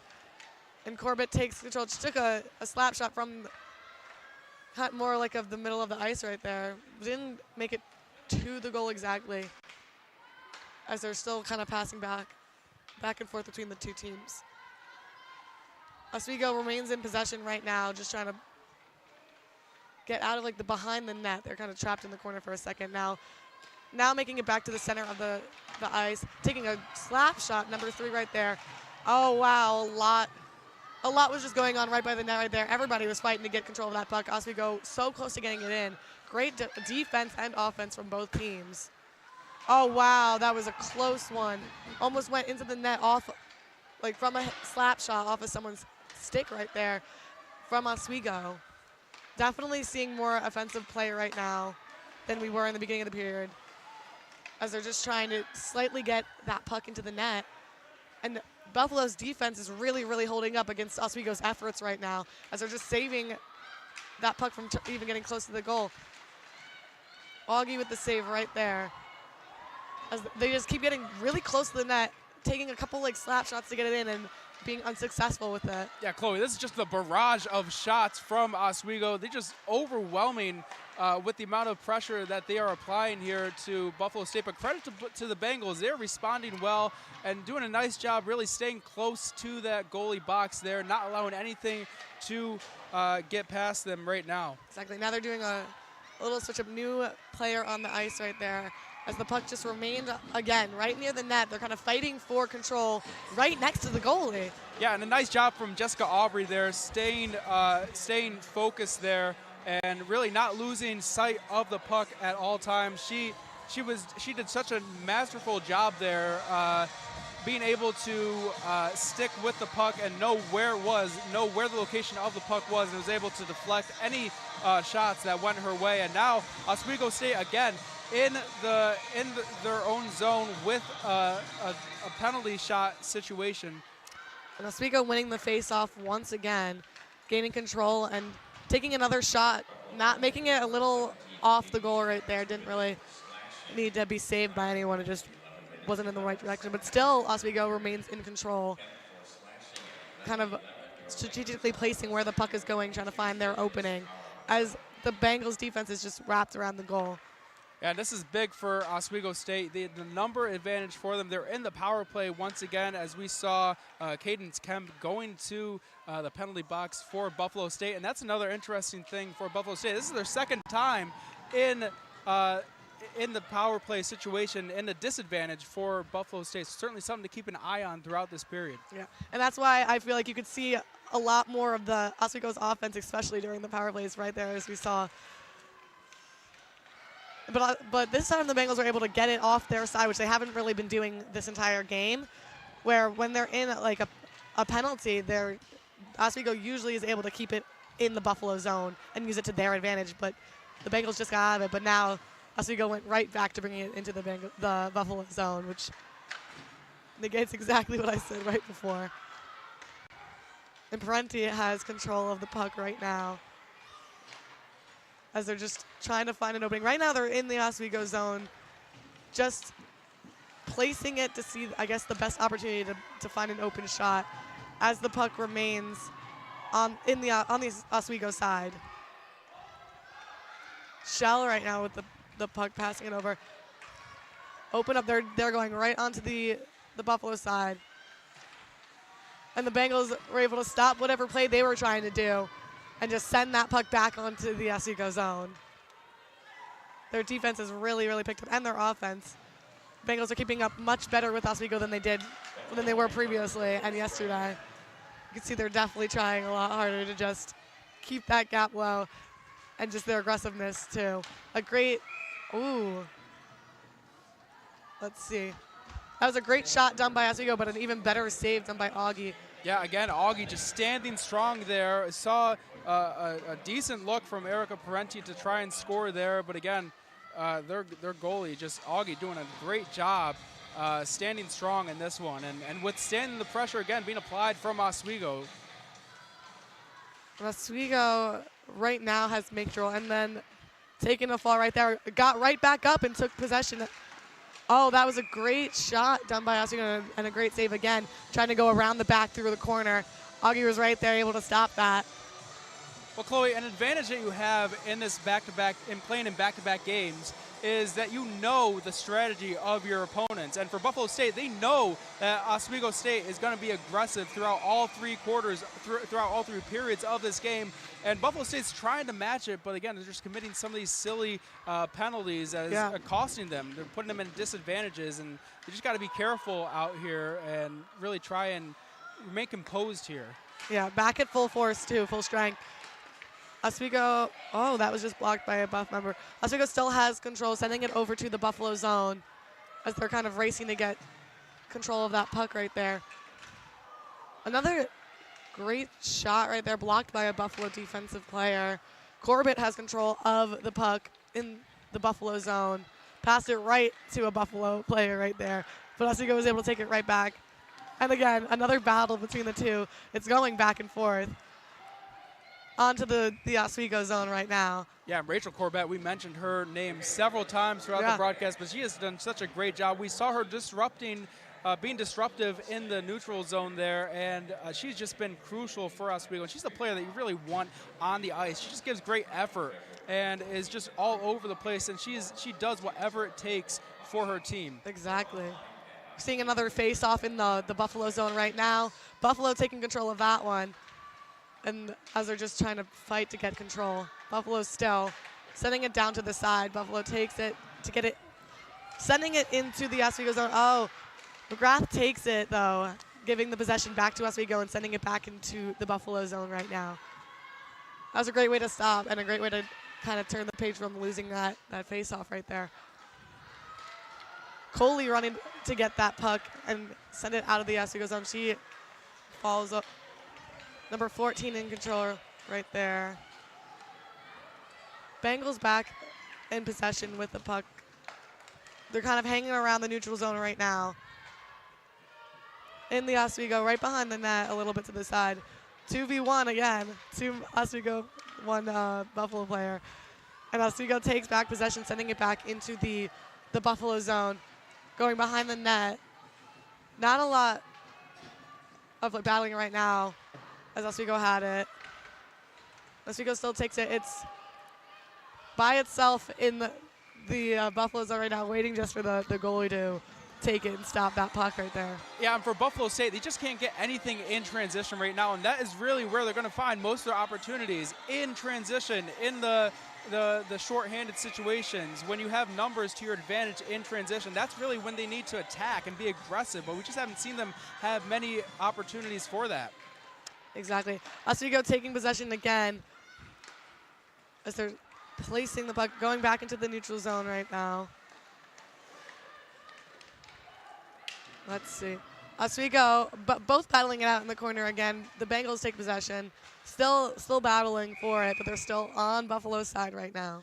Yeah, we have someone down. Yeah, number 6, Maddie Braun there. Took a nasty spill there and just fell directly onto her ribs right there. Just a nasty spill there. Hopefully she is okay. She gets attended to. Couldn't even see that was way far away from the puck right there, as everybody's off the ice right now. Yeah, it was a nasty spill. It was sort of a hip check situation, but she was in transition as well and just fell directly onto her, I would say, her ribs. Yeah. We see her being tended to right now, but not an ideal thing that you want to see right now. Absolutely for either not. team. You don't want injuries occurring at any point in this one. With any kind of physicality, especially with only 4 minutes left of the period as well. Like, game's coming to an end very soon. Yeah, and absolutely. And as we said, we saw many spills throughout throughout the first and even the second period as well.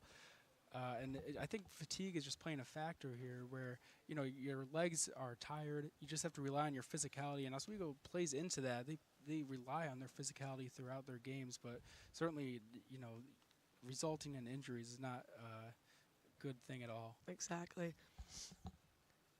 And even from playing them last night, too, they've all been physical. If the same kind of physicalities that have been happening today were happening yesterday, I bet all of them have been tired. And she gets back up.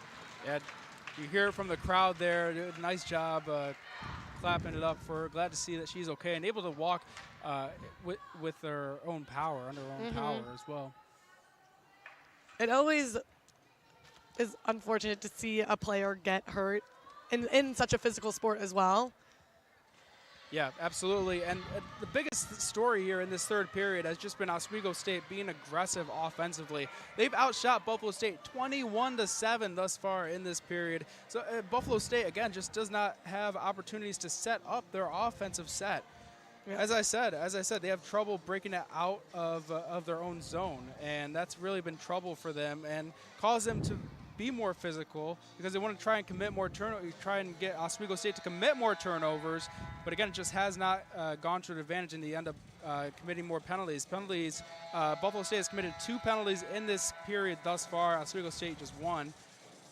But again, penalty minutes another big one as well because Buffalo State has 4 penalty minutes, and you really cannot afford any more as well after that. Exactly. And Oswego State will have 4 minutes in the penalty, as they already have number 8 Erica Parenti in the penalty box right now for another 2 minutes. So this is Buffalo State's opportunity right now. Take advantage of the size. You have numbers to your advantage, so you want to try and take advantage of that in this one and try and tie things up. It's so tough because the Lakers just have so many weapons around them on the offensive end and on the defensive front. And it's always tough to get it past Lexi Levy, as we mentioned before, the SUNY leader in saves. So you absolutely read my mind right there, too. I was thinking about that power play. This is the Bengals' opportunity to do exactly what Oswego's been doing to them. Take that power play to their advantage, use their strength and the more players on the ice, and maybe tie up the score. Absolutely, and this is a crucial face-off for Buffalo State. Cannot be understated the importance and significance of this face-off. Exactly. The Bengals took control from that face-off as they're now trying to figure out a way to get it past the Oswego defense. Behind the goal right there, Oswego takes it, sends it back up to the ice, going to the Bengals side right now. Back in the Bengals zone. Only one Oswego member on that side right now as they're sending it back to the Oswego zone. Kind of fighting for control of the puck right now. It gets shot behind the back of the ice. Oswego takes control, sends it back over to. Yeah, and a great job defensively there for Ashley McGrath for Oswego, and Lauren Schell just getting back defensively because Buffalo State wants the puck in Sydney Radecki's hands, but they want her with the possession of the puck in this time of the game. But again, Oswego just doing a great job collapsing defensively, double teaming her, and not allowing any passes to go her way. Exactly. And now they're back on the Buffalo side. Bengals right now with possession of the puck, still fighting back as they're trying to just push to get it back onto that side.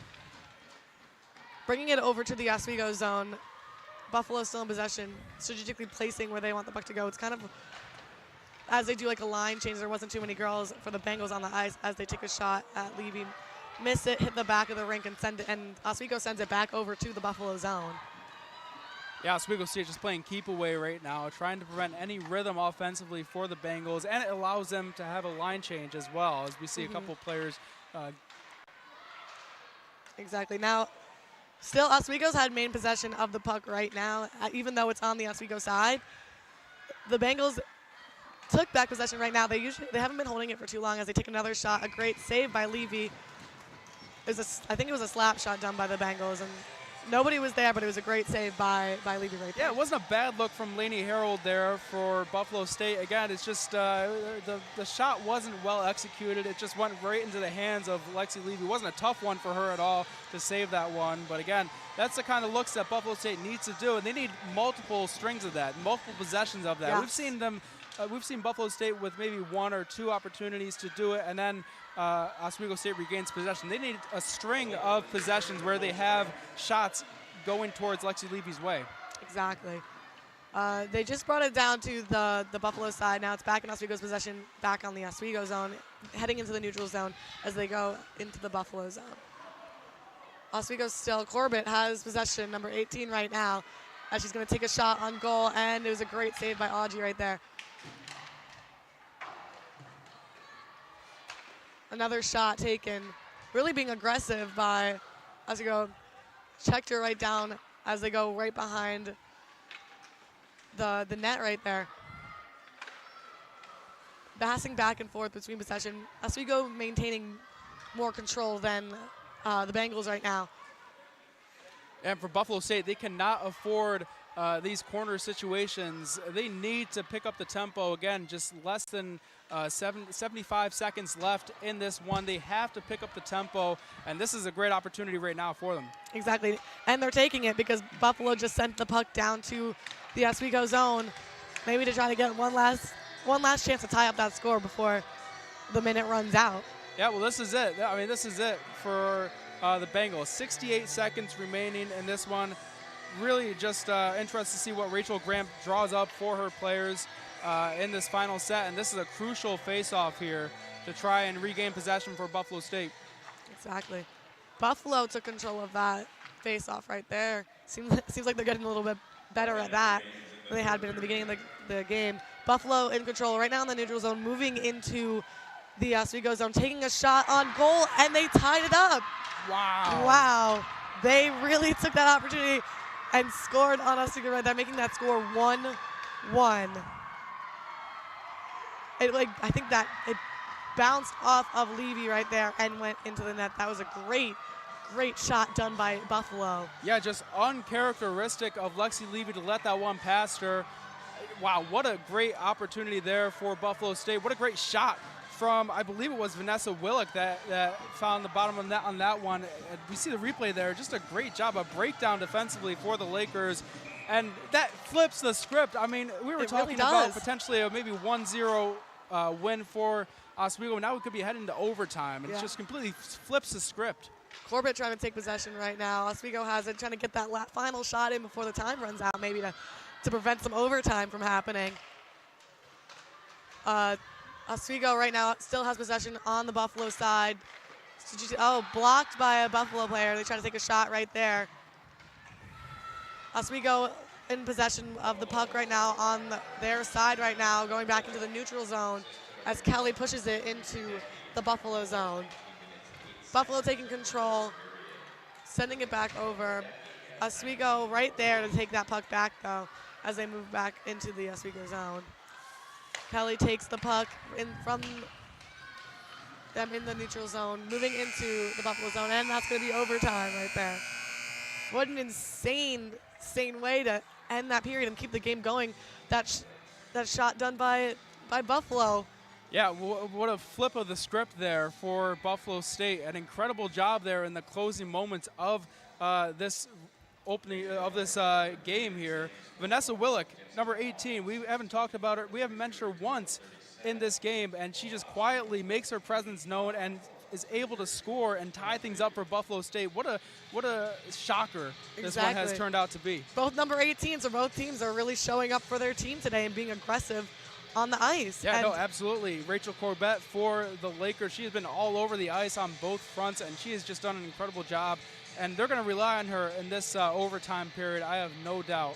I'm really excited to see which way this game ends up going. Honestly, I wasn't expecting a shot like that at the very end. Yeah, Chloe, this is your and I's first call in the press box here. Yeah. And what a game we have called here thus far. Way to tie it up, especially after what happened yesterday, coming into this game, with it going into overtime 1-1 versus last night's game of 7-0, is such a big change, and It's crazy. Chloe, if I told you that Oswego State outshot Buffalo State 26-10 and had in that third period, would you and 16 shots on goal, would you have thought that Buffalo State would have scored that goal? No, honestly, they are really showing up today. They're using their loss yesterday maybe as motivation to really push through.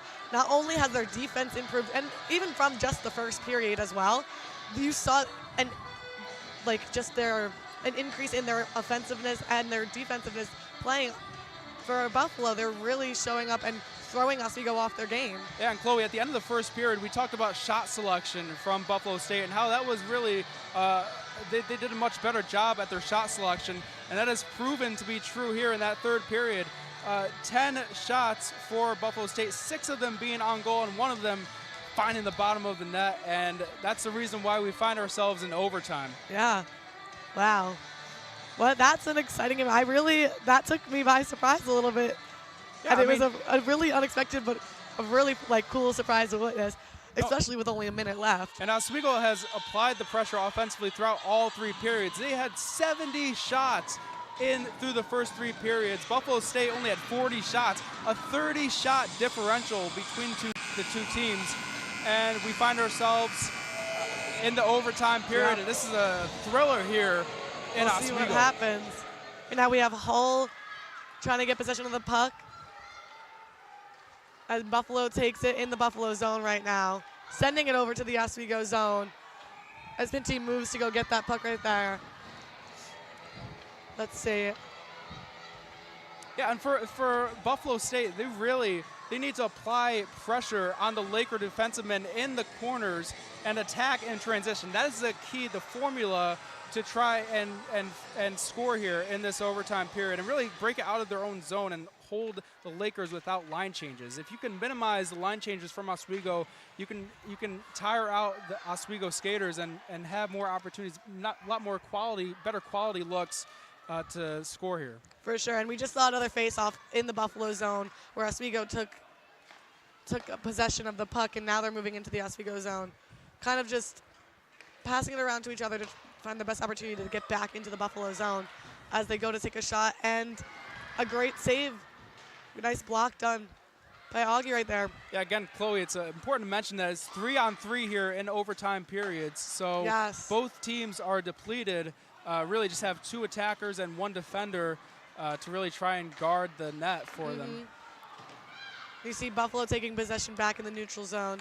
And that's why, Chloe, you also see a lot more line changes in the overtime periods because you have less players out there. You can rotate them in and out more quickly. Yeah, you just see they put McGrath right on to the ice right now as she tried to take a shot on the Buffalo goal. And Buffalo takes possession back, moving out of their zone, moving into the neutral zone. Right up the side as, let's see, getting kind of stuck in the way. A great save by Levy right there. Caught it right in her glove. A cool shot done by Buffalo, but not enough to get it past Levy. Yeah, it wasn't a bad look there from Karis Ursel. She's done a nice job throughout the game. But again, just Lexi Levy standing strong in this one. It's interesting to see how Lexi Levy would respond, giving up an uncharacteristic goal in the closing seconds of the game. Of the regular time. And right now we see it was Shell who had possession of the puck as she's attempting to maintain control, fighting in the corner again. And they're all over there trying to see who can get that puck. And it was Oswego who turned out. Oh, yep, still Oswego as McGrath has control of the puck, moving it out slowly out of the Oswego zone. Smith right now with control, still in the Oswego zone, finding an opening, leaving it to Pinty to move out, and Hull takes the puck, moving it into the Buffalo zone. Let's see if she takes a shot. Nope, she's going around the back. Buffalo keeping up, kind of disturbing her route, I guess. Oh, but that's who you want for possession for Oswego. You want the puck in the hands of Mac Hull. Still kind of battling out for possession. Buffalo takes it. Oswego took it right back. Fighting right near the neutral zone, still in Buffalo. Buffalo takes it, though. Well, we're seeing Buffalo State being disruptive defensively, and that's really just speaks to the spacing of Oswego. They really have to space things out and prevent those 2-on-1 situations that occur. Sure. Someone went down. 2 people went down. Buffalo took the first fall as she's still there on the ice. Oswego has it. Oh, a check right there. Battle at the net, but she held strong. Weren't able to get that in there. Yeah, and a nasty spill. I think we have another injured Bengal player out on the ice. It seems like something with her maybe her ankle. It was a nasty checkup on the wall there. Yep. It's certainly not something you want to see occur. You don't want to see injuries happen on either side. And again, it was another Buffalo member. But again, now Chloe, just 2 minutes left in this overtime period before a shootout would occur. So you got to imagine both teams are just discussing on what to do here in the final 2 minutes. It's very interesting because, again, it's even match, even strength, 3-on-3 situation here. So, again, the strategy of both teams really is going to play a part in this one, in the closing minutes of this overtime period. This is their time to try, keep control, maintain control, and get it into the net. On both teams, they're using all of their aggressiveness to maintain possession, and it's resulting in these injuries. They're so set on trying to win right now, which is what you'd want to do on a sports team, that it's leading to injuries with like 2 minutes left of Yeah, and each Chloe, it's an period. interesting thing. Again, we talked about in the pregame show the playoff implications in the SUNYAC standings, and it's interesting because this game will go down as a tie, but in the SUNYAC standings, whoever wins this game, it will go down as a win for them. So there's a lot of implications for both sides in this one. She's making her way off the ice right now. Another Buffalo player down. As we have 1 minute and 58 seconds left. Corbett, Kelly, and Pinty both going onto the ice right now to be the 3 main Oswego members as they're getting ready to set up the rest of it. Sending a new Buffalo player on. Number 18. Yeah, we'll see Maddie Diggs. For Oswego, we'll see Jaden Kelly with the face-off here. Again, every face-off now just that more important. Again, under 2 minutes to go in the overtime period. Buffalo was able to take more control and possession of the puck after that face-off, sending it over to the Oswego side as they fight. Pinty trying to get the puck right there. Oswego takes possession, going up the side. Corbett right now, straight shot, passes it as they shoot it, just missing. Great save done by Augie again. Buffalo right now, bringing it back over to the Oswego side, as I think that's Kelly trying to get, well, Corbett now has control over the puck. Yeah, we saw a great passing ability from Corbett, setting up Jaden Kelly with a nice look there for Oswego. And that's really the strength of this team, but again, not able to capitalize on that. And Buffalo State just doing a nice job staying with Oswego defensively. For sure. It's a lot of back and forth, even in overtime right now. And we're seeing Buffalo State being very aggressive in this one and using the physicality to their own advantage, and that was completely opposite yesterday. For sure, a great save right there from Oswego. It hit one of the players. Hull has control of the puck as she races down to the net. Oh, that was a great play done by Oswego, resulting in a goal. Just all 3 of them worked together. It was Shull, and they did an amazing job just slipping right past Augie right there. What a goal there, a game-winning goal for Oswego State. It was beautifully done, using all 3 players in that set there. That was just a great. All 3 of them contributed into that goal. Beautiful play there for Oswego. 45 seconds left too, and they were able to just really capitalize on that, work with each other, and finish the game strong, winning 2-1 with Oswego. Yeah, just an incredible job for Oswego in that one, and just to gut out a win here, and then a game that I don't think the Lakers expected to be as tough as it turned out to be. But that's credit to the Bengals and the job that they did defensively against Oswego tonight, especially in that 3rd period. For sure, especially after what was going on last night. I bet this was a surprise for them to have the Bengals come back the way that they did. And although Oswego still was able to pull the last goal and win the game, the Bengals were really able to keep up with them and just work around what Oswego was throwing at them this entire time. Yeah, it was just a great job for Oswego. And again, just a great all-around play for Oswego State, getting all players around. We saw Simone Bednarek and Mac Hall setting up Lauren Schell for that final goal, that game-winning goal, and it was just Both an incredible shots done play by her. all around. Yes, absolutely, yeah. And Lauren Schell just making a statement here in this game, and certainly I would say the player of the game in this one. Yeah, she really was able to prove herself both in the very beginning of this game and at the very end. Pulling through for her team, working with her team, great aggressiveness the entire time. It was a great game to watch. Yeah, and Chloe, you're right, absolutely. Lauren Schell had the first goal in the game, and she had the game-winning goal in overtime here. Just a great effort from her, and she had a great night last night as well, and that is just so crucial for Oswego to win these back-to-back games, to sweep the series against the Bengals. It's so crucial, especially heading into SUNYAC playoffs, which will happen next month. But this is just a great win for Oswego because we saw them last year. They won and sort of, let off they sort of took their time last year against Buffalo State, and that played into how they performed in the SUNYAC playoffs and got upset in the SUNYAC playoffs. So it's great to sweep here tonight and have momentum heading into the final parts of the SUNYAC season. And it's also, even though Buffalo lost, they could totally take this game as a win just of how they kept up and how they improved within just 2 days of each other and within the same game as well. Yeah, it's a great win for Coach Digby, and it was a great win from Oswego, a total team effort for Oswego, and that will do it for our coverage here. We will send it to the perch after the break here at WTOP 10. See, that's where it confused me. It was green. 76, yes, way back in 76. Back when the Earth was cooling. You're watching WTOP.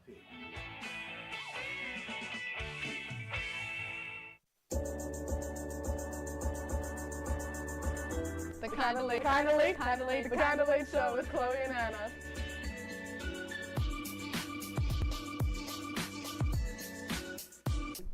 Like licorice, Twizzlers, absolutely nasty. The thought of turkey is just nauseating. I think you're wrong, is what I think. You think I'm wrong a lot of times. I do think you're wrong a lot. When you look at the number of disasters in the U.S., chances are every area will deal with some kind of emergency in the next decade. And between school, sports, and social lives, chances are you won't be with your kids when it happens. Will they know what to do? Ready.gov/kids has the educational tools and information to make the conversation easy. When the time comes, chances are they'll feel prepared, not scared. So talk with your family today.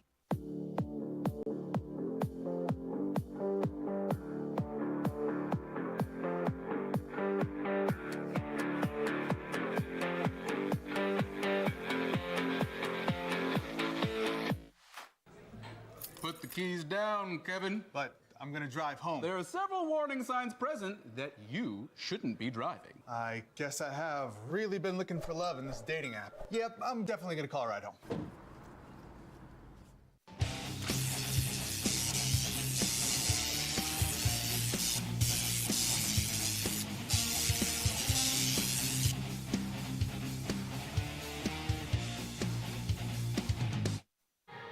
Welcome back to the Deborah F. Stanley Arena. I'm James Fitzpatrick here with Patsy McFeely and Aaron McCarthy. And guys, what a game we just saw. Lakers win it 2-1 in overtime. It was a thriller back and forth. We got a lot to talk about. Let's start with the third period. How about that tying goal, Aaron? Well, I have to say, it was a beautiful goal. It is honestly, I mean, I am not a man who's been to many hockey games, and I've been to my share of Syracuse Crunch, of course, a fair share of Oswego games, but that was an absolute beauty. I mean, who scored that goal again? That was Vanessa Willick. I mean, she went down the ice, crosses up one girl, crosses up the other, puts it between someone's legs, and then it's just top right corner. It's art. And, it's sad that you get a shot like that ends up in a loss, but that was hockey beauty. Yeah, and it was a great shot. It was a great effort by Buffalo State, too. We were talking towards the end of the third period that, this game looks like it's over. I mean, Buffalo State didn't look like the team we saw in the second period for the first 15, 17 minutes of that third period. But towards the end, they were actually starting to get down the ice, and they actually did ice the puck. It was offensive zone faceoff for Oswego with about a minute left, and Buffalo State drove down the ice, and they tied the game with just about 50 seconds left. So it was a great, resilient effort by Buffalo State in a game that we weren't expecting them to be in. So if you're Oswego, how do you look at this win? Are you proud of that win, or are you looking at it like maybe we got to play better because that was a little ugly? I certainly agree with the latter of your sentence. I think that Oswego really need to pick it up. I can see and understand main summary of this game where these players were tired. They were tired from the last game. They were tired from this game. We had a lot of emotional things happen with 2 injuries happening in the game, both on Buff State towards both shoulder injuries. So I think that thankfully they were recovered, and hopefully they'll recover for the next game. Just a lot of emotion that happened out of this game, but I think Oswego should look at it and kind of learn to not take underdogs for granted. We've been trying to say that Buff State is the underdog of this game, and sadly they did lose, but It was resilient effort. They really did give a good fight. When I think about this win, I think about a message that has been echoed to me by every single coach I've ever had or seen in my life is happy, not satisfied. Of course, if you're Oswego, you're extremely happy. You lead for most of the game. You let up a goal from, to be honest, that was masterful skill to just put that in the net by Buff State. But you come into overtime, you have your extenuating circumstances, but you win. You're happy, but you're not satisfied. You didn't play your best, and that wasn't the national championship. The grand scheme of things, all coaches are satisfied with is that national championship ring, and now you just hope that teams keep on playing. You're correct, and also you can't take away the effort by Jessica Augie in that game. She made so many great saves. She kept Buffalo State in that game for the whole 64-ish minutes that we saw on that ice. So if you're Oswego, maybe you're just going to look at it as you got goal lead, but you still came out with the win. Don't be upset about it. But on the other side, also, maybe there were some, mishaps in your game. On the other side of the ice, too, Lexi Levy also had a great game. She had the shutout yesterday. She only lets up 1 goal today, which really wasn't her fault. She made some great saves, if you guys want to pick up on that, too. And we can talk about, I have been bragging about my players to watch, but I think the real winner here is you. You had an amazing player to watch on Buff State with 2 assists. Do you want to talk about that a little bit? Lauren Schell? Lauren Schell was the one who scored 2 goals. Oh, sorry. My player to watch was Rachel Corbett, who actually had an assist on the first goal for Oswego.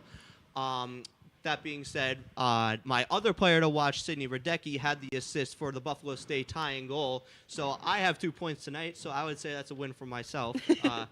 As for the game picks, I don't think anybody really picked that. If you did, then I suggest going by a scratch off or something. Well, who had the lowest score? So I was 5-1. You had I had 8-1. And what did 6-2.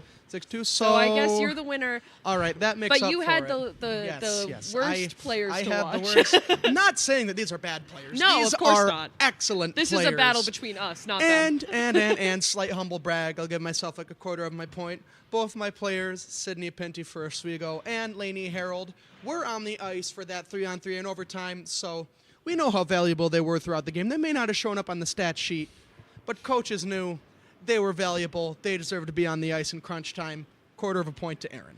And going back to the standings we talked about earlier on the top of the show, Oswego was sitting at 3rd place before this game.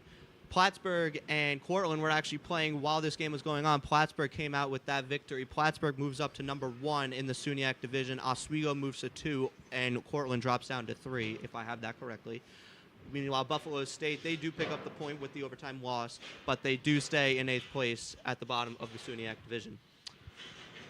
Any other thoughts? Now, let's talk about that overtime game. Now, I feel like this was we've been talking about how slow and kind of groggy, twiddling their thumbs, a lot of negative talk throughout the entire game from us about the players. But that overtime, we saw so much energy.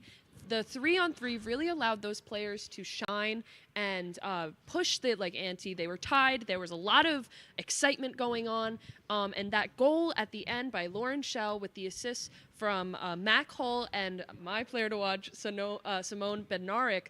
It was such a fantastic goal where, Lauren Schell tipped the puck right into the goal, right behind the goalie, and it was just so fantastic.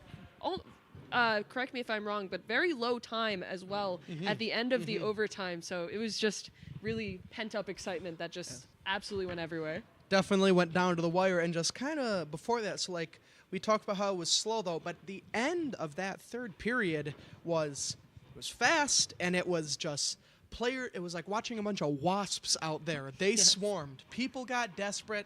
You're looking for the puck. No one's left one-on-one. It was chaos in the best form that resulted in an amazing game. Yeah, and like you said, a lot of swarming around, and it was back and forth throughout the whole game. But towards the end, especially in overtime, the Lakers had a lot of odd man rushes. I think they had 2 or 3 2-on-1s. They had a 2-on-0 to end the game with that Mac Hull rush up the ice, and that's really how the Lakers play. That's how they like to play. And that second period, when we saw that the Lakers were not playing up to their standards, even though it was a fast-paced period, I brought up how that's how they like to play, and it was shocking that they weren't taking advantage, but they certainly did in that overtime. Especially Lauren Schell, who we looked at her stats, and she had only had, this was her 3rd and 4th goal of her entire career. So what an amazing game, especially for Lauren Schell on Oswego. Yeah, well, the Lakers win it 2-1 in overtime on a game that was really back and forth. Buffalo State comes in as the underdog. The Lakers come away with the victory here at the Deborah F. Stanley Arena. Thank you for watching WTOP 10. You're James Fitzpatrick. I'm Patsy McFeely, and on my left is Aaron McCarthy. I thought I was Patsy McFeely. Oh. I'm Aaron McCarthy. Thank you for watching. Thank you.